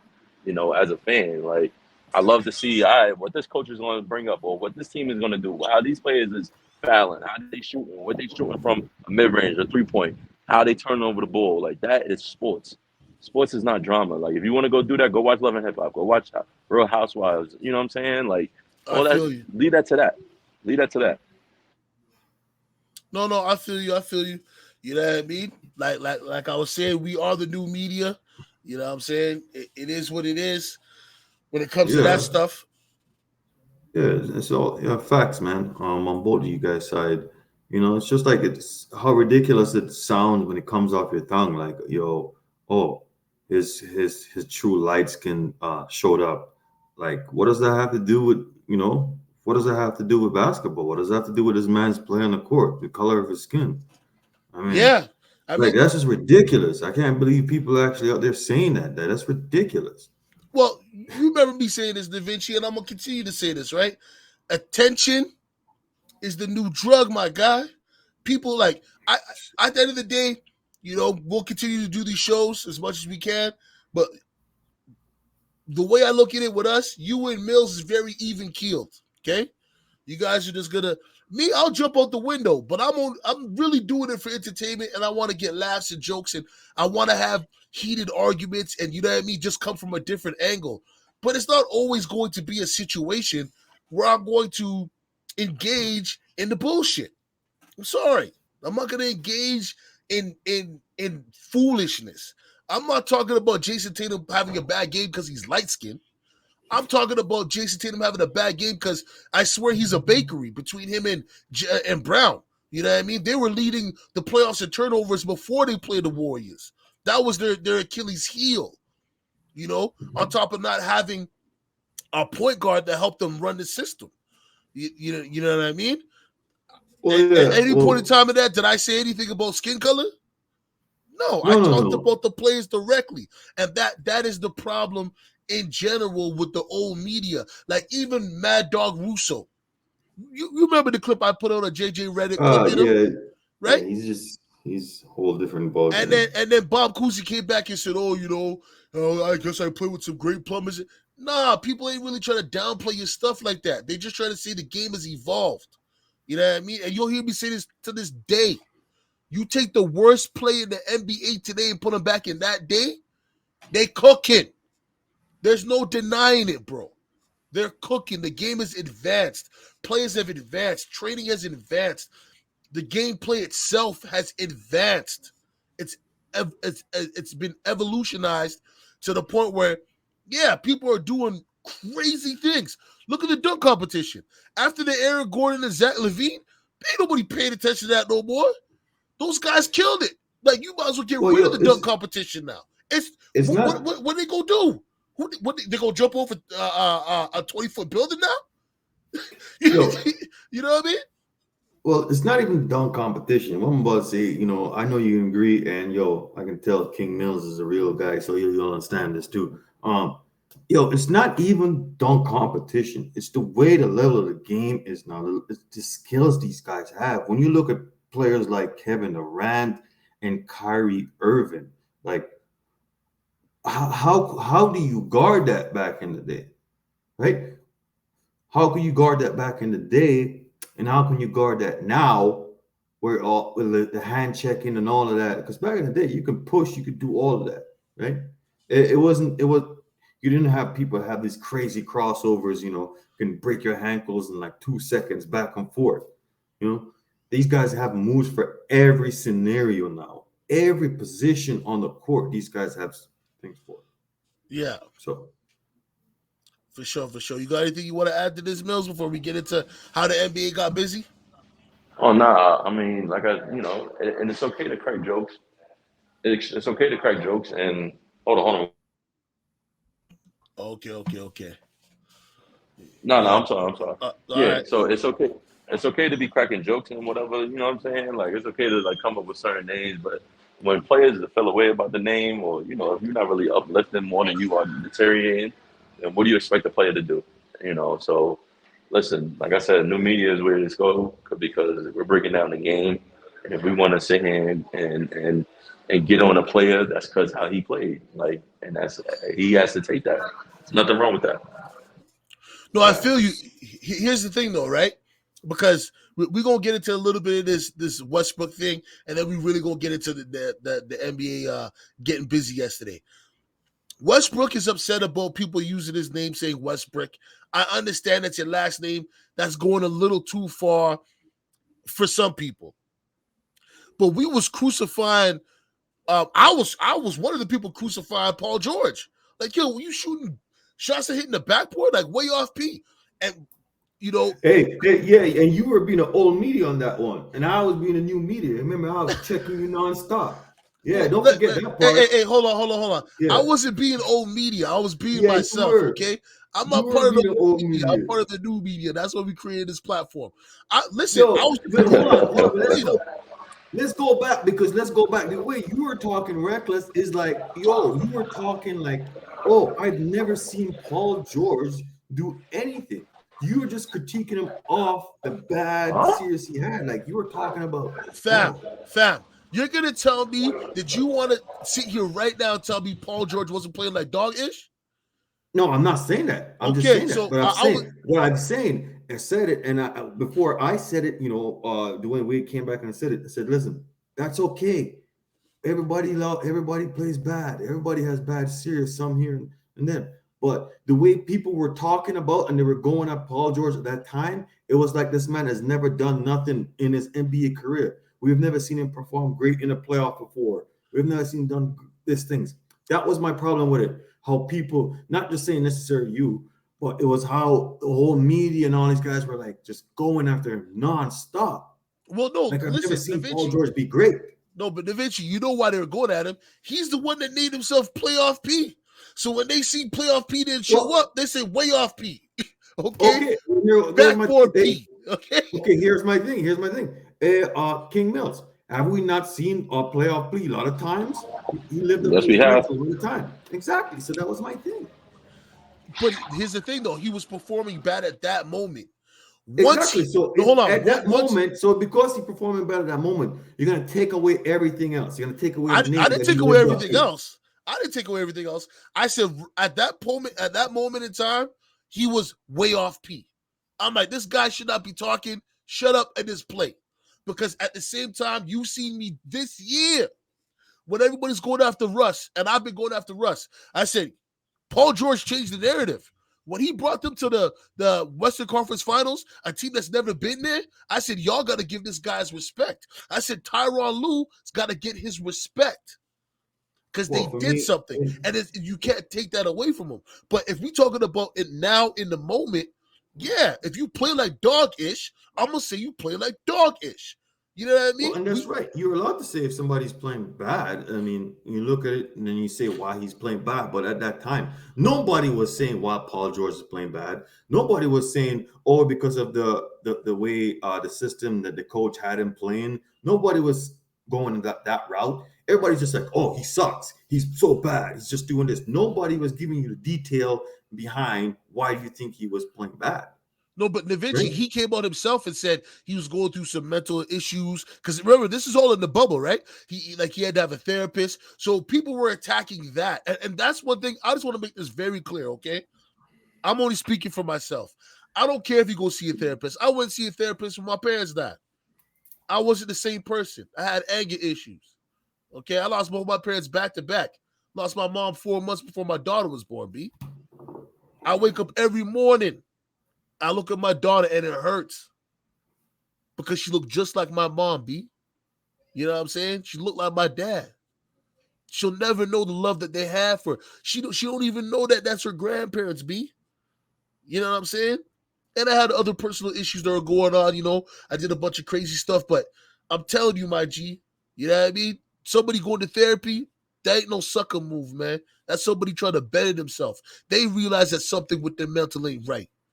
And anybody that thinks that that's a sucker move or they soft, they can jump off a bridge head first. You know what I'm saying? Like, I'm even trying not to break up right now about it because, like I said, you know, like, my parents, you know, Da Vinci, you know, yeah, and uncle, like, they were my world, B. My dad was my Yeah. best friend. You know what I'm saying? My mom, no matter what I did in these streets, that woman saved me, bro. I was supposed to be doing 10 joints, 10 bands. That woman got me out of that situation. So I'll never, ever, ever say that if somebody comes on and say they have mental issues and they got to see a therapist, I'm going to support that 120%. They're human beings, like Mill says, man. You know what I mean? Never. But that's people were attacking Paul George on that. I wasn't attacking him on that. I was attacking him about his play on the court and what he was saying when he was in Oklahoma City, playoff P and stuff like that. That was my only thing. But now back to the Westbrook thing. Westbrook is upset about that. Skip Bayless has invited him to the show. He's invited Draymond to the show. I don't know if y'all paid attention, but I did a quick take on the whole Kyrie thing. But if you feel like this person is disrespecting you, why don't you do what Chris Bosh did? Chris Bosh went on the show and flamed the man and said, don't use my last name like that. We got the social media thing has got people hyped up when they just want to talk behind the screen. And I'm not saying that I want to see them face to face, but if a man disrespects me a way I don't like and he gives me the opportunity to address him in any form he wants or any form that I want, I'm going to go do it. Because But you're I'm going to not have to helping his respect me ratings. as a man. Pardon me? I'm not helping his ratings. Why do I have to do it on your show? Facts. I'd rather do it man to man. I'm not Facts. helping. He's doing it to help his ratings, bro. Yeah, No, facts. Russell on any show is helping his ratings. no. Listen, I understand that, Mills. I fully understand that. So I'm not saying that he has to go on the show. I'm just saying he can address, you know what I mean, Skip Bayless. They both in L.A. I don't Okay, think there's. so sorry, King. Sorry, but to get back to what Mills was saying. So yeah, if you really want to address the situation, and if it has nothing to do with rating, because let's say that happens, right? They're gonna promote it nonstop. Westbrook on the show next week, nonstop. You're gonna hear it. Westbrook finally meets Skip to talk about his name, blah blah blah. Right? If you really want to address the situation, call the man. If you think you offended him and Westbrook thinks he was offended, call Westbrook, get his number, call him, and address the situation if it's not about ratings. I feel you, but I'm gonna give up another name, Terrell Owens, Terrell Suggs. You think they cared about the ratings, or they cared more about the disrespect that was given to them? Because I don't like I said yet again, I'm not trying to go against you guys on this one. I'm just saying, if a man disrespects me publicly and wants to address it publicly, I don't care what platform it's on. I'm gonna show up and I'm gonna have my facts and I'm gonna get to cooking. Because remember with Jalen Rose, which I know, yo, shout out to Jalen Rose too, man. Yo, that's my guy. When they was doing the whole thing on, I forgot who he was disrespecting, but it was like the old school first take. He was disrespecting some player. Yo, Jalen Rose pulled up the man's high school stats and said, "Why you talking? 2 points a game? Shut up." They had to kick him off the stage. You know what I mean? They had to have Stephen A. Snitch come through and you know what I mean, mediate the joint. You know what I'm saying? Yet again, Chris Bosh, Terrell Suggs, Owens. These guys showed up. It wasn't for them, it wasn't about the ratings. It was about making sure that you know you have to respect me. I don't care if you want to talk about my game, but you're not going to play with my last name. Bosh clearly stated that. He said, I don't care about nothing else you say, but this last name I got, Bosh, you ain't going to call me Bosh Spice. And he did it for the whole world to see. And I'm not saying I gained any more respect for him. I already had respect for Bosh. But that was like, for me, when I seen that, I was like, that's what I'm talking about. Stand up as a man. Don't let these guys just have these platforms and talk crazy and, you know, run around like they can't be, you know what I mean, touched. Run up on a nigga. Let him know what's popping. You see what I'm saying? Because this whole Twitter back and forth, that's still driving the ratings for Skip. Because guess what Skip can do? Pull the tweet up. Hey, I gave Draymond Green a chance to get up here. Obviously, he's scared. I gave Russell Westbrook a chance to get up here. Obviously, he's scared, which is going to turn most of the public. It ain't going to turn us, but it's going to turn most of the public. But and that's why same thing King Mills just said. That's the same thing what Draymond said to Skip. Yeah, he said, right? he said, I'm not coming on your show. And he said, you're not welcome on my show, which at the end of the day, I think that was a bad move in general because he could have brought him on. He should have, yo, listen, I'm not doing your show. You come over here and we go, and he could have got to cooking. I'm not saying I want to see drama, but I want to see these guys defend themselves and use the same platforms these guys have been using for years to crucify them and turn the tables. You're going to come on my show. I ain't going to your show. I'm going to drive the ratings up on my joint. I got Skip Bayless here. You want to talk ish?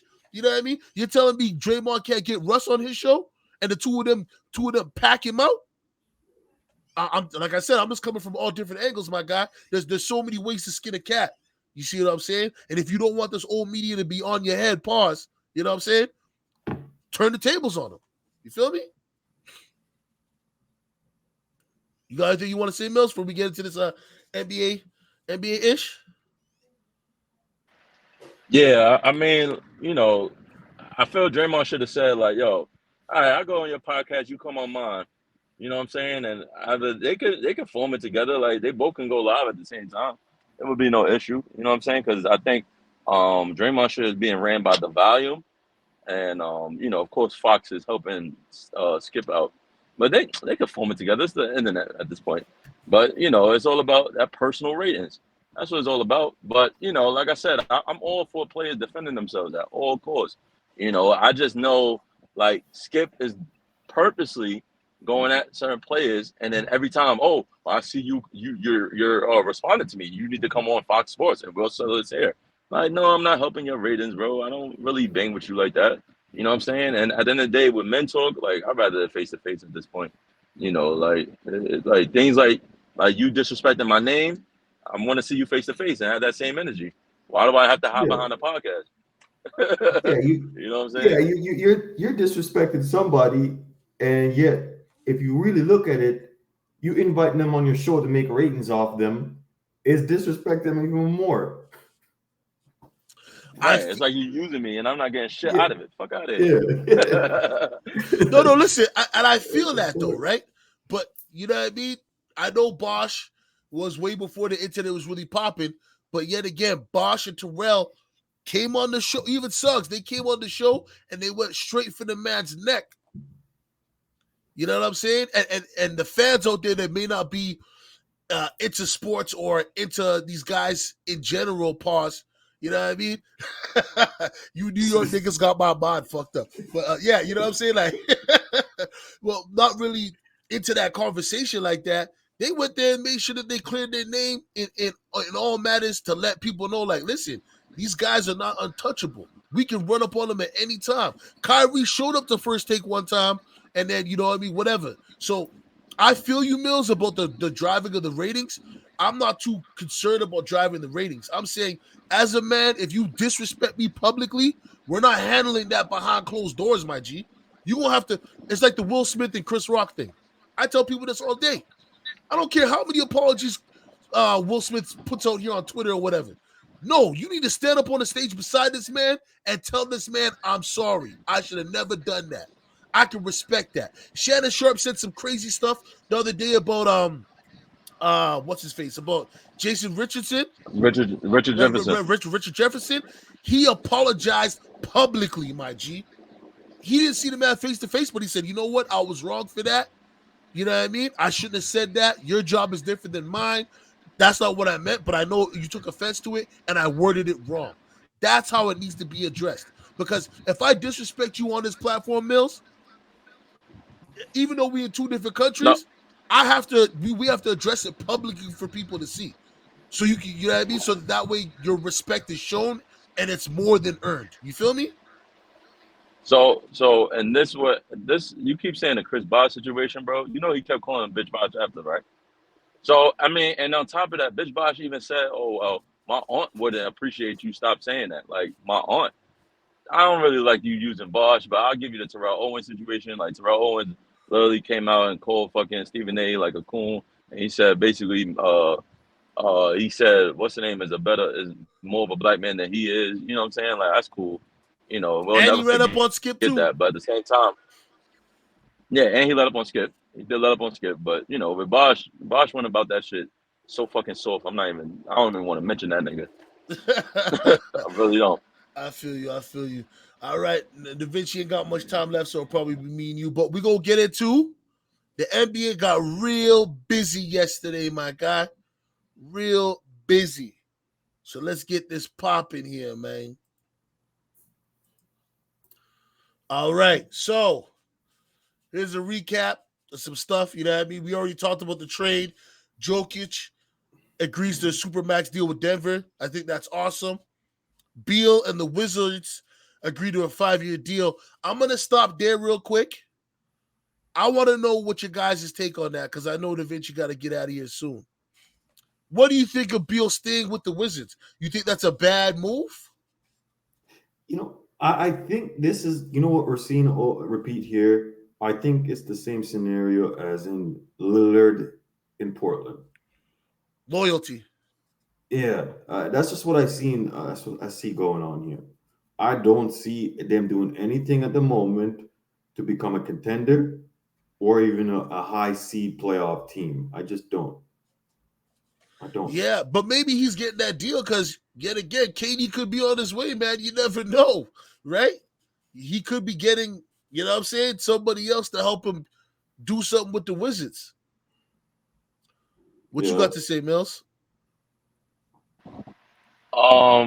We I don't know why we keep saying loyalty like it's a good or bad thing, but I look at it as like these dudes, some of these guys they literally want to secure the bag as they should. You know what I'm saying?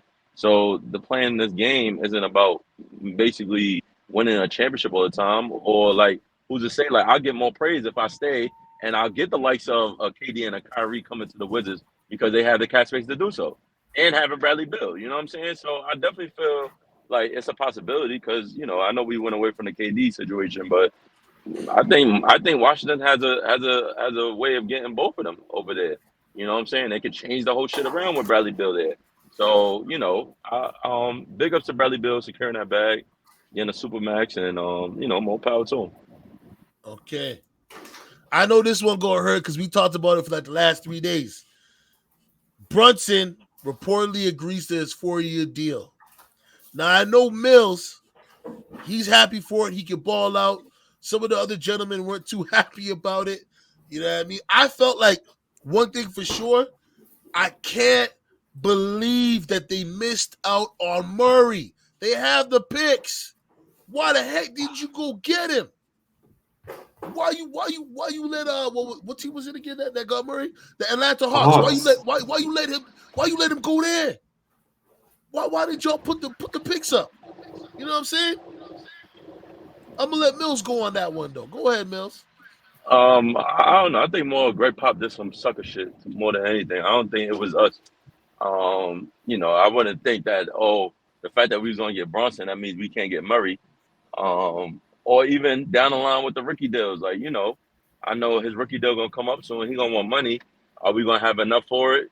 So it could be a lot to say to it. I wanted to pull the trigger. I'm mad he's on an op team because now Atlanta's our rivals. Like, I don't give a fuck about that team. Fuck them niggas. So, like at this point, it's kind of sucks he's on a rival team. But it is what it is. I don't know. I hope Leon Rose called, and I just think Greg Pop was just being a dick, so he didn't trade him to the Knicks because we have everything you need. Yeah, you guys have a bunch of picks and some young players. Like, it would have been an easy swap, no problem. What you saying, Vince? Listen, man. Whew, props to Brunson for playing the way he played and getting his bag. Appreciate it. Do his thing. I hope he does good in New York. So far, man, Atlanta just that was a big move. That was huge. That was huge. And that's what the Knicks needed. They needed like a real, like a good guy that looks like a potential great star, as in Murray. That would have been awesome. And he's a point guard too, right? I think that's one of the big things the Knicks needed. A star point guard, man. Yeah, for sure. Yeah. Drummond, I guess, didn't stay with the Nets, which could be another reason why Draymond's leaving. Oh, not Draymond, KD leaving, right? Like the team don't look like it's. Stop it, bro. KD ain't gonna leave because of Drummond. No, listen, I'm not saying just Drummond. I'm talking about the organization giving up players. Like, you know what I mean? They could have ran it back with the exact same squad, and God knows what would have happened. Because let's not act like the Nets don't need a big man. And Drummond did give them a little bit of a bump. You know what I'm saying? Made it where like they were Gucci. You know what I'm saying? Yeah, I mean, Drummond definitely left because he gotta go look at his own bag. So they just signed back Nick Claxton, so he probably looking at it like, all right, well, fucking KD see him about to leave, so fuck it. Let me just get ahead and try to secure my bag somewhere else. Right. So I felt that move to the Bulls was smooth. I didn't even talk about the Jalen Brunson situation. I'll just quickly go, but Jalen Brunson, first of all, that's family ties at the end of the day. Yeah. What transpired between the Knicks and him and his father is something that is going around this world, and that's the way it should be. Generational wealth, family ties, and all that other shit. Like that's how you want to run things. And we got it. We got it at a friendly deal, bro. Literally, that's a friendly ass deal. Like they looking at the 100 million, everybody think, oh, that's a max. It's not the max no more. Max is 185, 165 and up. Like Yeah, you see these 250. motherfuckers getting two something. Like that's not the max no more. So we gotta look at the 100 mil as if, all right, well, this is just below max, and we got him at a good rate. This guy can ball, like I said. But yeah. Going back to Drummond, yeah. That was just a, all right. Well, I'm gonna just go to another team that can sit here and fight. I'm another big, serviceable big who can be a big body in the paint, and I'll be good. You see what I'm saying? Hold on. Before I get to this, Kyle Anderson, Bridges, you have to be. I don't know what would possess you as an NBA player to beat up a woman, or to even have that stuff happen. Why do you say NBA player? Fucking man. But go ahead. No. Listen, a man, of course. But what I'm saying when I say NBA players, as much as we don't want to look at these guys as role models, to the younger generation, the kids coming up, they are role models. Okay? I don't know about you, but when Mike Vick got caught up in the dog ish, regardless if he was doing it or not, it hurt to see that another man was doing these dumb things when he was already in position to feed his family for generations and create black wealth. That's my issue. So with Bridges, I don't know what possessed this man to go and do this foolishness. Because I mean, remember last year, Da Vinci, we see that retired football player, his girl had cameras all over the house, and he over here putting his hands on her. These guys are grown men who are suckers, B. Any man that has strength for kids and women, to me, is a sucker. Okay? Full on bati boy. You get me? But how do you feel about that? Because did you hear the news, Da Vinci? What happened with Bridges? Yeah, I heard it. I look at it, but like I said, if it is what it is, like people are saying, and there's no need for that. There's no need. I'm just the type of person you can't believe everything you see or everything you read until the full details and everything come out. I don't know what it is, but if he went out his way to do that, then he's a sucker. And you got to know, as a player in the NBA, you got something on your name. You got to be careful, man. Maybe you just take yourself out of that situation and walk away, man. What I wanted to say is that again, I'm definitely on some. I'm not a part of this believe all woman shit. I'll tell you that now.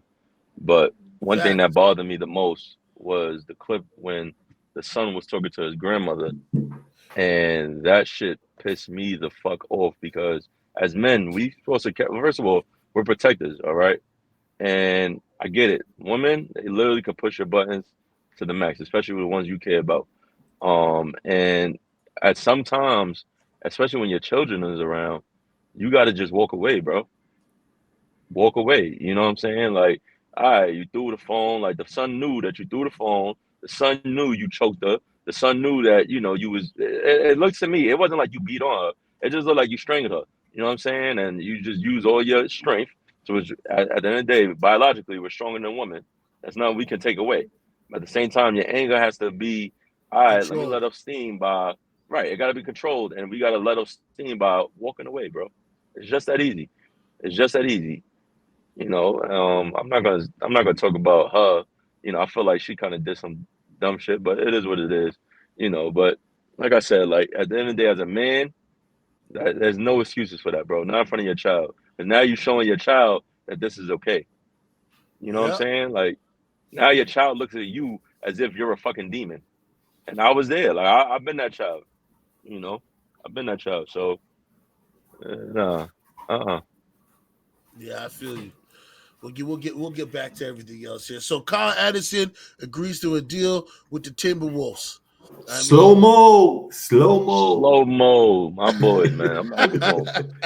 I'm happy for slow mo, man. I'm not happy for Memphis though. I mean, Memphis is losing a good guy. You know what I mean? We see Claxton, like you said, sign back with him. JaVale McGee to the Mavericks. Mavericks, that was tough. Right? Tough. You know what I mean? Like the Mavericks now, they got themselves a good center. Like I know people love to go after him with the Shaq and the Fool, but come on, man. He was still a baby. He's a grown man now. He got a couple rings. He's got the experience. I think this will help Luka a lot due to the fact that now Luka's really gonna have a mobile center, not a mobile power forward playing center. You know what I mean? A center, a mobile center. What do you think, Navinch? Hey, don't forget they got Woods too, right? No, of course. That's huge. Yeah. No, but that's what I'm saying though. Like they got, because McGee's not going to be the starter, but McGee's a great backup. Go ahead, Mills. Yeah. He's going to be. Listen, McGee. I think he fits with every team he's ever been on, bro. Because he does what he needs to do. He doesn't even overdo it. So he's fit on every team he's gone on. I just think it's a good pickup for Dallas because you see in the playoffs they needed a big man in certain situations against certain teams too. So it's a good pickup for them. For sure. I don't know if you have on there, but shout out to GP. He's getting paid. He's going to the Blazers, bro. To Trailblazers. Yeah. Oh my God. Oh, you ain't know? No, I ain't know. I was more probably yo, see? You know what, Mills? I don't like you right now, man. I don't like you. Yo, Mills. You see that laugh? That laugh I did it on purpose, Mills.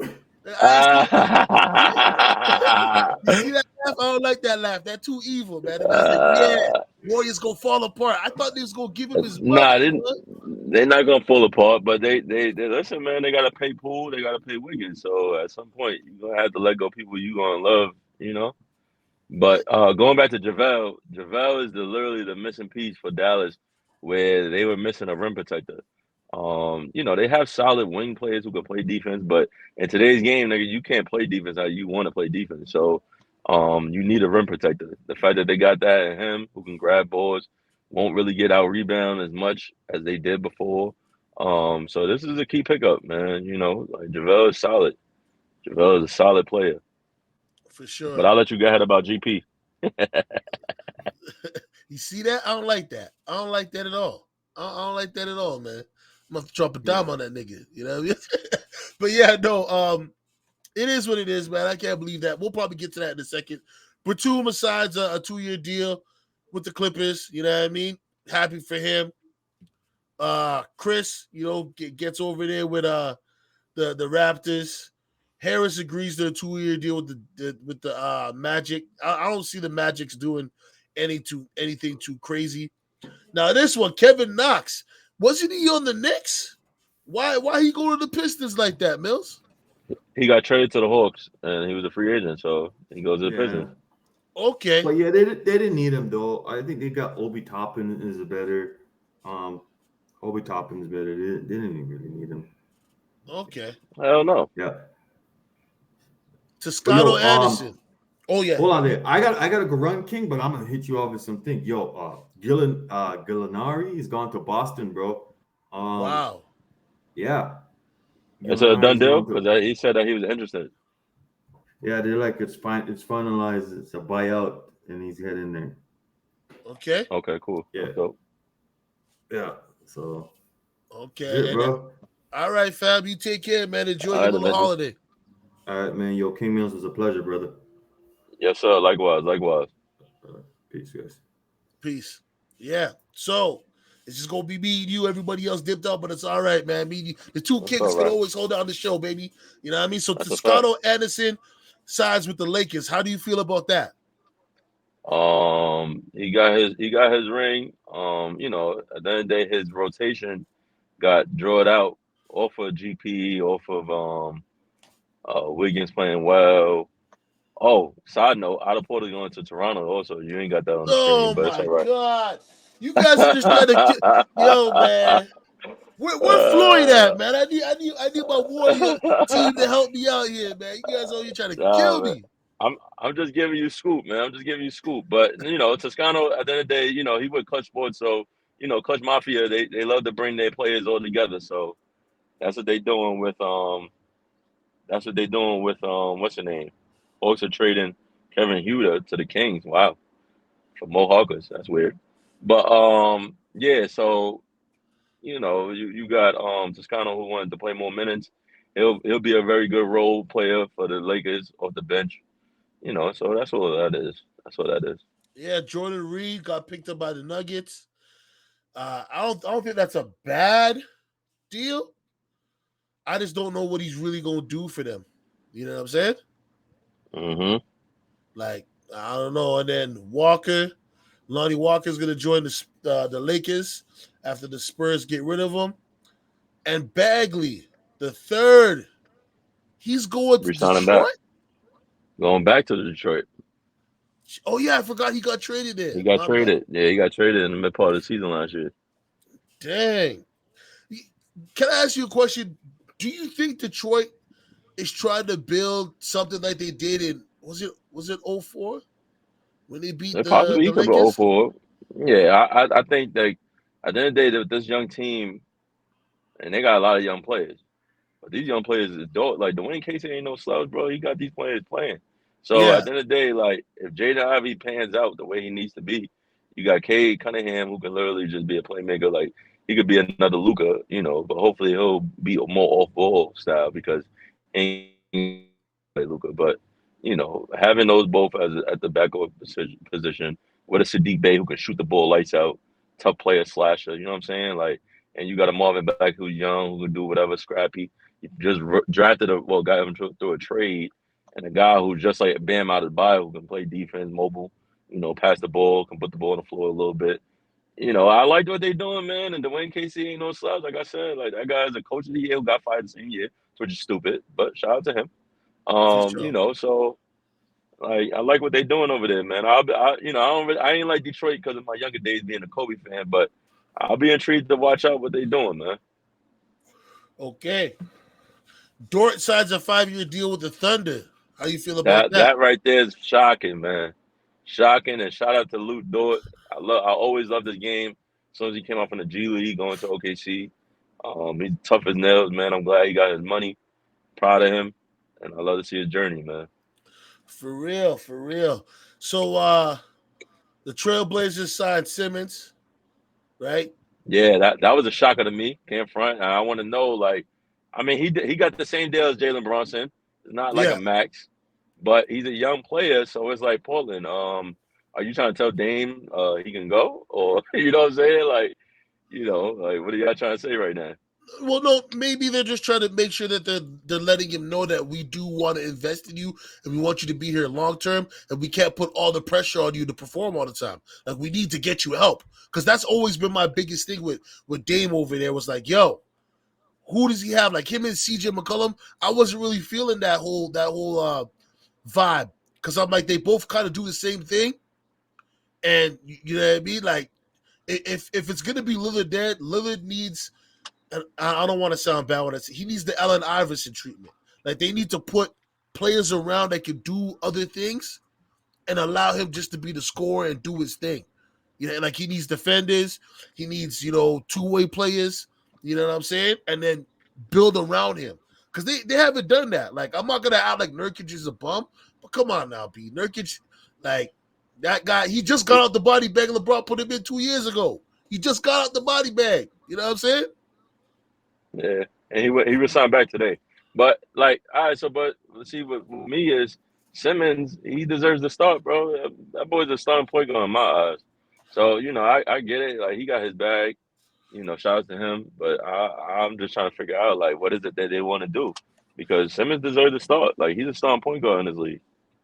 To You me, couldn't put him at shooting guard, or swap them every once in a while between shooting they guard and both. point guard. I mean, Dame is 6 foot. Yeah, I guess if you're gonna put Dame as more of a shooting guard position, then yeah, I guess it'll work, because I guess that's today's basketball. Have two point guards in the Positionless, right? backcourt, right? Positionless, and have two point guards in the backcourt. You know what I mean? Grizzlies, Tyrus Jones. I mean, I like the Grizzlies, but I don't really care for them join those guys like that. You know what I mean? Because they about to be your rivals. Get out of here, man. Get out of here. Portis, Bobby Portis, you hurt my feelings, man. I thought you was coming to the Warriors. You went back to the Bucks. I can't believe you, man. You hurt my feelings, man. That man got paid, man. He got And paid, Ingles and went he's staying there, with of the team. course. Yeah. Right? And then Rockets, Tate at a 3-year deal. I don't know how good they're gonna be, to be honest. Like the Rockets, I think, are just gonna go back to being bottom feeders. And they're trying to build it up. And there's nothing wrong with that. You know what I mean? Build as much as you can, King, but I don't know what you know what I mean? They put that coach in a bad position. You know what I mean? Like he gets the job, Harden leaves, John Wall, whatever. It just, ugh. Yeah. I like what they did in the draft. They're definitely gonna like be bad again. But they got some players, man. They got some dogs, man. They got some dogs. The players they drafted this year mixed with the players they have from Kevin Porter and with Jalen. They got dogs, man. So I'm intrigued to find out what they're gonna do also. But yeah, it's gonna take time with them. Like them and the Pistons for years to come might be something to reckon with, barring anybody leaving due to money, because Yeah, everybody gonna be about their bag. So, but nah, exactly. they're gonna be a team to reckon with soon. Can I ask you this question? Why the heck would Tucker leave the Heat and go to the Sixers? Because that's the Houston Sixers. Daryl Morey taking care of them dudes when he was in Houston, and he gonna do the same shit when he in Philly.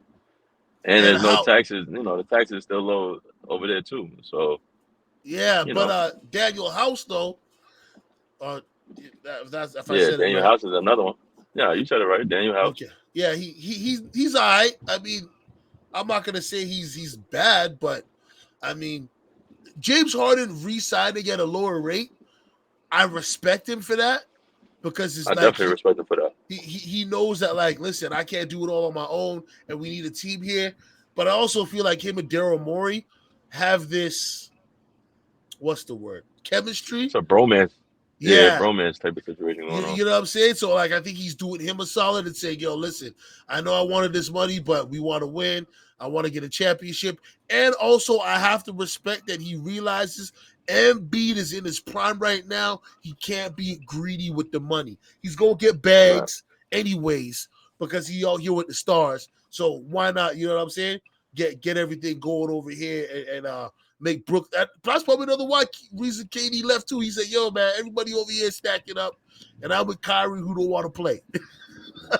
You know what I mean? I'm getting out of here. Oh Uh, boy, I had to throw no, my shots back, man. You over here trying not to about Kyrie. killing my dreams with my Warriors, man. We ain't going back to back. You know what I mean? We already talked about Monk going to the Kings. I mean, the Sacramento Queens are going to be the Sacramento Queens. You know, I was hoping Sabonis Yeah, would find his way out of there because he's a good power forward, man. Like some team. I mean, I wish he my is. Warriors would just give some stuff up and get him, but he's not gonna. His career's gonna go on a downhill slide playing with a team that has no direction. Like even Fox, I think needs to get out of there too, man. Like they Yeah, just, but they Monk went over there because remember they play in Kentucky Wildcats. I know you don't probably watch college, but they played yeah, together in the Kentucky Wildcats, and so you know that was the reason why they playing together now. familiarity, understanding Yep. each other's strengths and weaknesses. Oladipo Yep. goes back to the Heat. That's a good thing, man. You know what I mean? Jimmy needs that. We already talked about Jokic, 264 million. Jeez, what they gonna give Murray? You think Yeah. they gonna keep Murray around? Yeah. I think they're gonna keep Murray around. Hold on. Yeah. Yeah. So the Nets land O'Neal in a trade with the Jazz. Um, that's not a bad. That's not bad. You know what I mean? I think they're trying to figure something out with the KD and Kyrie situation. They're probably just trying to build up a young team to get them popping in some form or fashion. I mean, who's to say that they can't be in the play-in at least next year, right? All right. You know, they're not That's a fact. all the way done, all the way out. Um, all right, that was done. Let's go over to Shams. Let's see what Shams got popping over here, over on the Twitter space. Let me zoom this in a bit more here. You know what I mean? Eyes getting bad at my age and shit. Oh man, but I ain't part of that old media, okay, people. But let's go through here. All right. They doing a show. So Zach LaVine has agreed to a 5-year, 215 million with the Bulls. Yes. Yes. Yeah, he going back. Yeah, he's going back. I told He people going this back. and they thought I was crazy last year. When they got DeRozan, I'm like, yo, these guys can do something.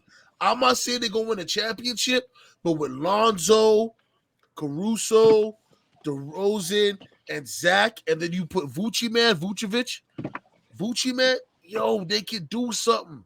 You know what I'm They saying? can. I feel like they fizzled out due to injury. And that's why, you know what I mean, they couldn't really get anything popping. But that's good to know, you know what I mean, that they have that. And like, you know, Lonzo wasn't there, Caruso got hurt. There's a whole bunch of stuff, you know what I mean? Yeah, I think to me, Lonzo going down fuck shit up for them, and you know, I'm praying that Lonzo can play at least 50 something to 45 games, like at least, you know, because when he was playing, man, they was fucking, it was wilding with, you know what I'm saying? Like that team was loaded. Yeah, They were tweaking defensively, every night, you know what I'm saying? Defensively defense, and offensively, like yeah. they were all intact. So you know, Lonzo's a big piece to this team. So I'm glad Levine went back and he's seen that, because when Lonzo went down, he basically had to be like kind of the point guard, And they were saying there was reports saying that he was upset about DeRozan and how the team was trying to put DeRozan as the first front or whatever. I just know he probably just wanted his bread. He Yeah, definitely a you know what player I'm that saying? wanted his bread. Well, I mean, everybody wants the bread. Come on now, Mills. You working at your job, you want to get paid what you worth. You ain't gonna settle for Yeah, nothing less. Yeah, especially when you know you're part of the reason why things are running smooth. You know what I mean? yeah. I still feel like, to be honest, and I don't want to do this to the Bulls, but if the Boston Celtics are smart, they trade for Lonzo. They like Lonzo, Brown, and Tatum. That is a deadly team because Deadly. he'll still give you close to the same defensive production Smart will give you, and That's Marcus Smart. you Yeah. can just slide Marcus Smart to the shooting guard. Slide him to the shooting guard. Put I'd probably say put Tatum at small forward and Brown at Mm-hmm. power forward, and you've got a team. Especially if they keep Williams, because I think they're going to keep Williams. I don't think Williams' deal is up yet, right? No, The Williams is second, still he's staying. look Yeah. at that Yeah, lineup I think right he got there. one more year. You look at that lineup right there. You gonna tell me that lineup ain't crazy? You got That Lonzo line who's was gonna crazy. dish and play defense, and he can shoot the three. And then now Marcus Smart can just focus on defense and scoring, what he's good at. Then Brown and Tatum, now they have a quick essential point guard that's gonna be able to feed them. I'm not trying to kill the Bulls, people. I'm just giving you my analysis on how I see the game and how I see certain players are. And I think that would be the best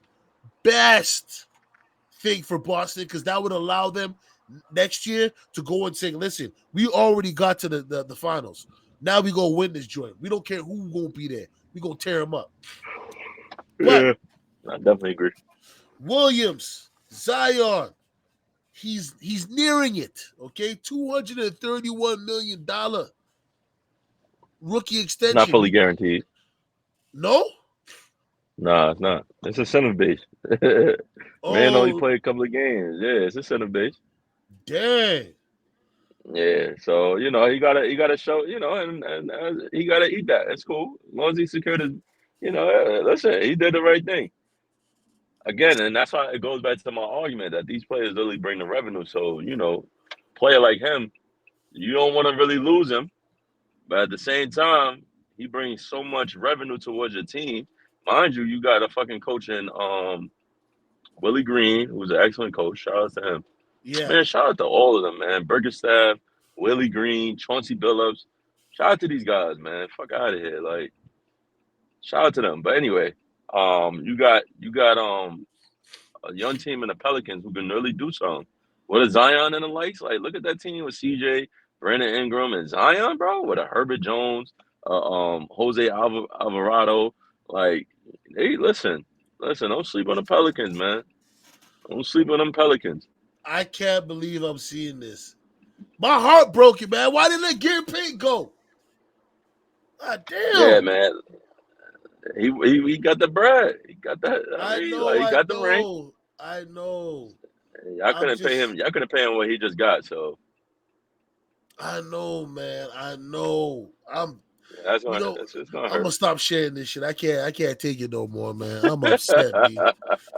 I mean, I can't do this no more, man. This is terrible, man. I wonder who else is gonna be gone. Well, hold on. Let me ask the question. What do you think they're gonna pay Poole and Wiggins? What do you think they can really do? Well, Poole could definitely get 125 type of deal, 150 something type of deal. Wiggins can get like a good 110, 120. Because at the end of the day, Clay gonna have to restructure his contract. That's given. Clay, his way of playing the game, he's getting older, and I, he still got to get his legs back. So, um, you know, Clay deal might have to narrow down. Draymond deal might have to, and they're gonna have cap space, and they can go over the bird rights. So, I hope that the owner don't be scared to pay the bird rights and pay up that bird. And that's really what it boils down to. On top of that, you still got these young boys in Moses Moody. You still Yeah, got Kaminga. That's somebody you've been asking for. So and everybody else you can get veterans minimum. yeah. Wiseman's coming back. Should be good for next year And too. then Wiseman's coming back. Yep. But we Listen, lost y'all be all right. But we lost Otto Porter and Gary Right. Payton Jr. Yeah. I wanted to 2 keep guys one in of the them case. guys, my G. Preferably Gary Payton Jr. Yeah. Like he got his ring and dipped. I'm upset. I'm As a upset. fan, but I'm as tight. yeah, I get it.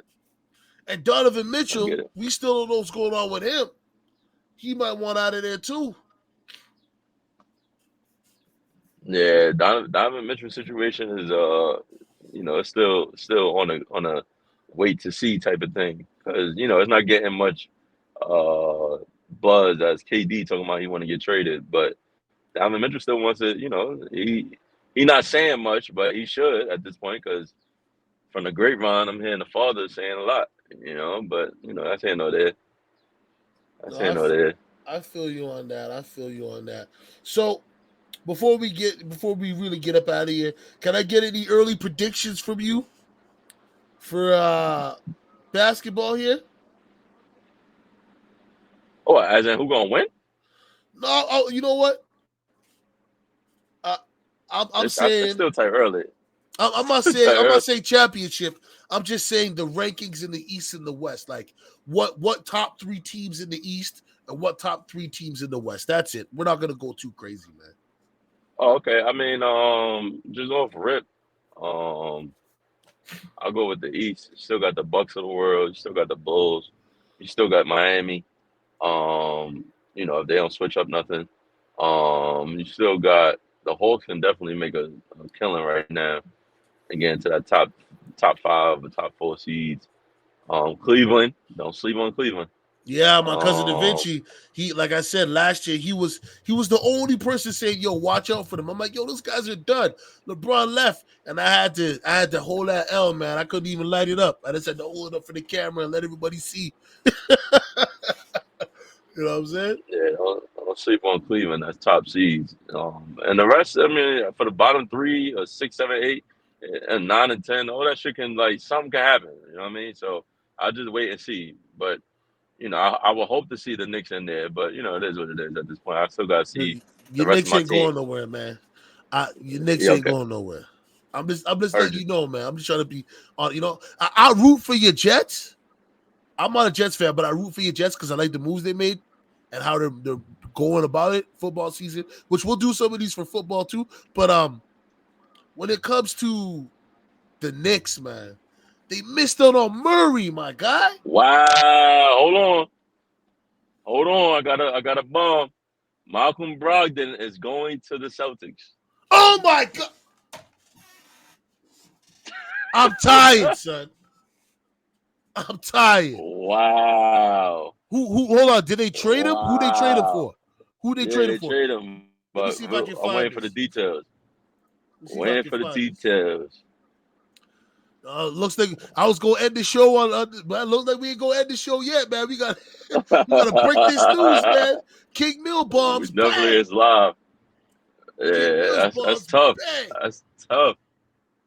That's tough. Brogdon, That's yo, but tough. that's what they needed though, right? Like that's what I was like, That's Lonzo exactly what they needed. and me and Anwan were Oh talking yeah, about this weeks ago, right? We're like, yo, Brogdon or the boy there, Lonzo, right?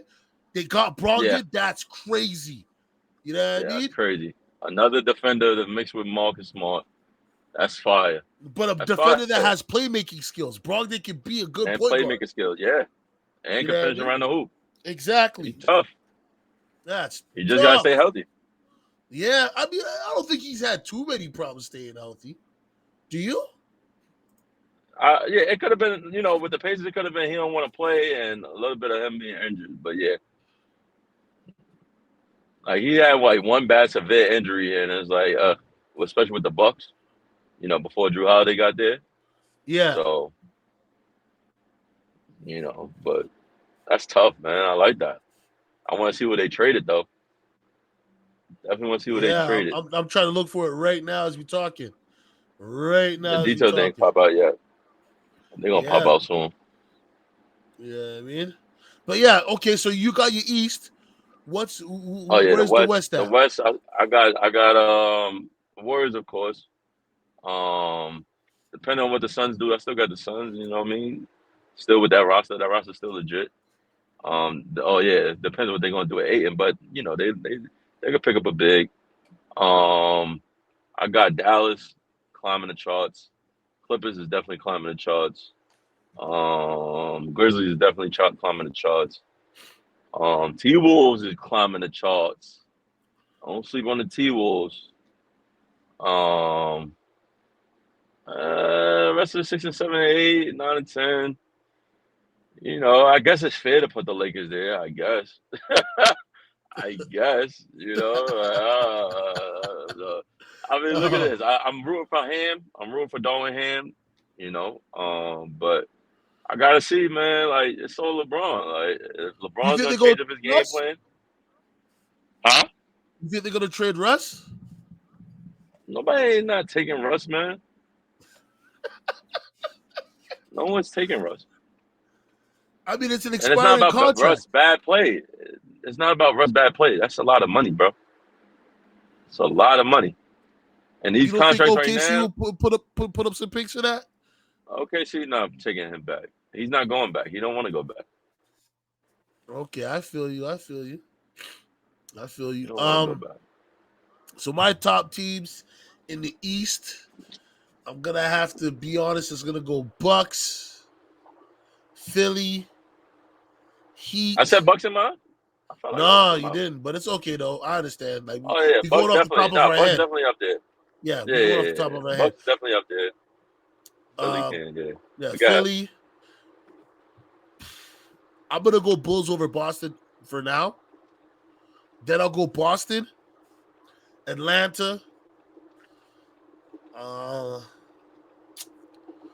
Yeah, that's it. I'm not even gonna talk about the rest of the teams over there. Now the West, I hate to say this, I want to put my Warriors at number 1, but I'm gonna have to put the Nuggets. I think it's gonna be revenge season for them next year. I think that they're gonna with Jamal Murray. With Jamal Murray, you know, Porter figuring this stuff out, and you know, the boy there, Jokic, the big joker. I think they go do something.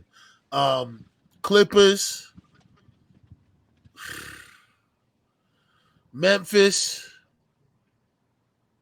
Then I want to say the Timberwolves, but I think I got to put Memphis ahead of them for a second. Then the Timberwolves, the Blazers, 9 to 8. You know what I mean? Around there, 9 to 8, because Lillard should be back next year. I think they do have a semi-solid team, but there's still a lot of moves to be made. I mean, free agency just started yesterday. So between now that we doing this live and 2 hours from now, all types of hell can break loose. And we still got to figure out where KD's going. Because I don't think he's going with Kyrie. I don't think he's going with Kyrie as a package. I mean, it would be in the best interest of the Nets to do it that way, but I don't think that's going to happen. I think KD's going to go on his own, and Kyrie's going to go where he wants to go. There's also reports and rumors that KD and Kyrie might end up with the Lakers. How you feel about that? I hope not, unless Braun not in the deal. But why was it? I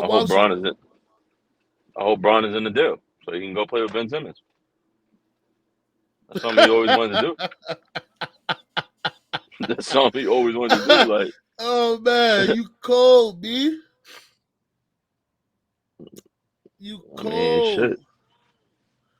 He can go break the record in Brooklyn. He'd be all right. I mean, he'd be looked upon as a god. You know how many people gonna come in the Brooklyn Nets because LeBron here? I guess. But I just don't see LeBron and Kevin Durant on the same. I'm not here for that, bro. Like, I'm not here for that. And I don't think KD want to play on LeBron's team ever in life. No, I don't think he does either. And he has a no trade clause, so like he can block that stuff. Yeah, so he decides. Yeah, he decides where he want to go. So now that we're saying that, what team do you feel would be the best look for him? Or the best fit? Wizards. The best fit. The Wizards, Miami. Oh, you talking about only for Kevin Durant, right? Only for Kevin Durant. No Kyrie. Miami and the Suns. Only for Kevin Durant. You don't think he could do some damage in Portland? No, I think he'll be doing it. He'll be going through the same shit. But they're gonna have to give up a Jeremy Grant to the world. Have to give up, some other like Anthony Simon's gonna have to go.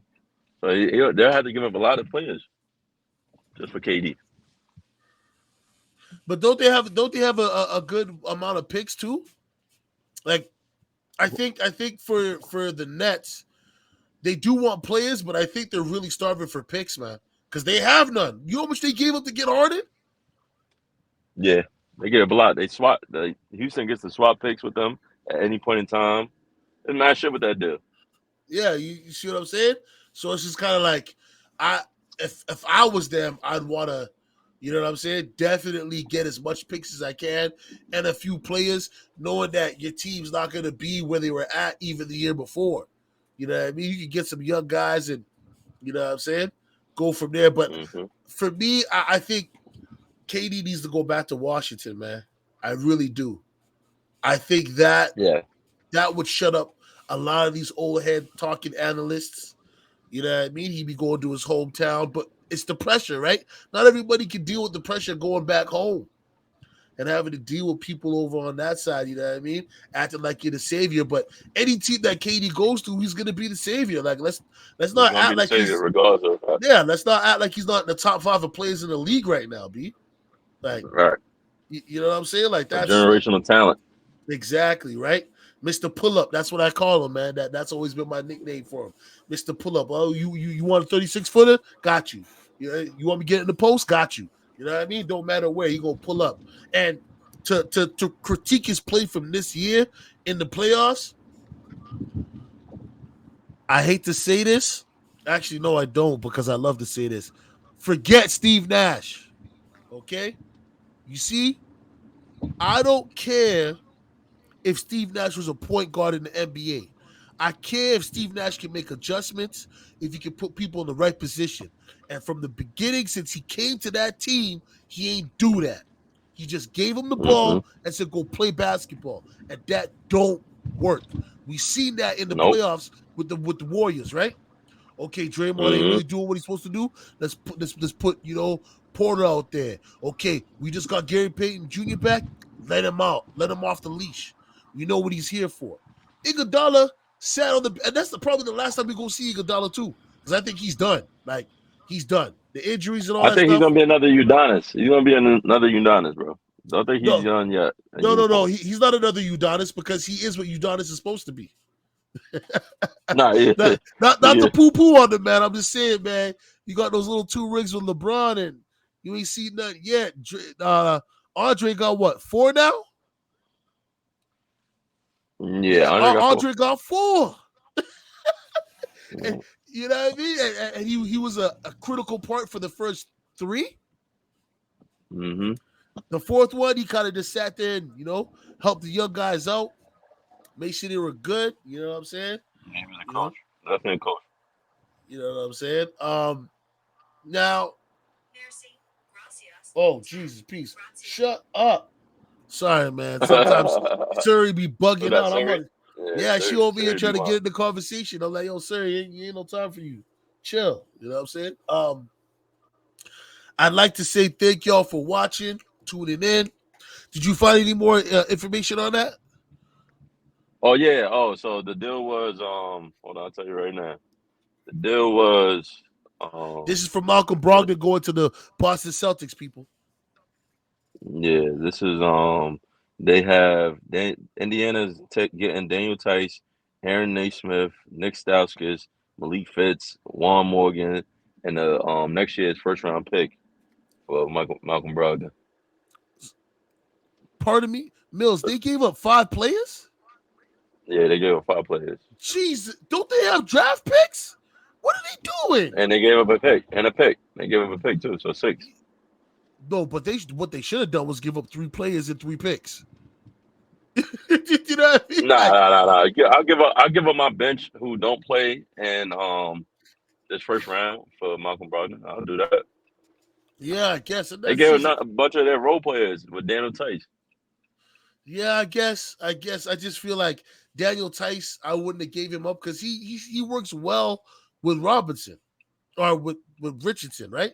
Like Richardson can't be playing the whole game all the time, man. Like you need to have another big, but they might be trying to play a little small ball. You know what I mean? So because Oh, but Robert Horford's Williams, still you there. talking about? Yeah, Robert Williams, Yeah. right? Like you can't play him the whole time, but I guess him and Horford are interchangeable. So they're like, yo, Tyson's whatever. But Tyson's still a solid player off the bench, man. Like he's still putting in work. You know what I'm saying? But Mm-hmm. it is what it is. I ain't gonna hold Mills up too much longer. I ain't gonna hold y'all up too much longer. You know what I mean? For us in Canada, happy Canada Day, even though, I'm not really too happy about Canada Day because, our indigenous people, our brothers and sisters, you know what I mean? They went through some ish. But it is what it is. It's a holiday we all should celebrate in Canada. You know what I mean? But yeah, it's your boy, King ECG, the host of the Most Amount to Plan Yawa. And this is the first installment of Savage Sports Debate with my guy King Mills. Okay. Yes, We're sir. gonna have a few more gentlemen from that group come through. If y'all got Facebook, do me this solid, all right? Go over to Savage Sports Debate. Request to get up in there. We talking all sports, man. And listen, if you wet behind the ears, breath smelling like Similac, we'll still take you in. But you can't be a pamper person, okay? Things will be said that may not be, very For kosher. TV. Yeah, for For TV. TV. Yeah. Just take it with a grain of salt. Pull your pants up or pull your panties up, whatever it is. You know what I mean? Neutral gender here. And just know that it's just sports fans having sports debates, okay? That's what this platform here is for, b.o.p.s Sports. And this segment of Savage Sports Debate will always be about, all right? Till next time, people, peace and blessings. And I hope you all enjoyed the stream. Yes, sir.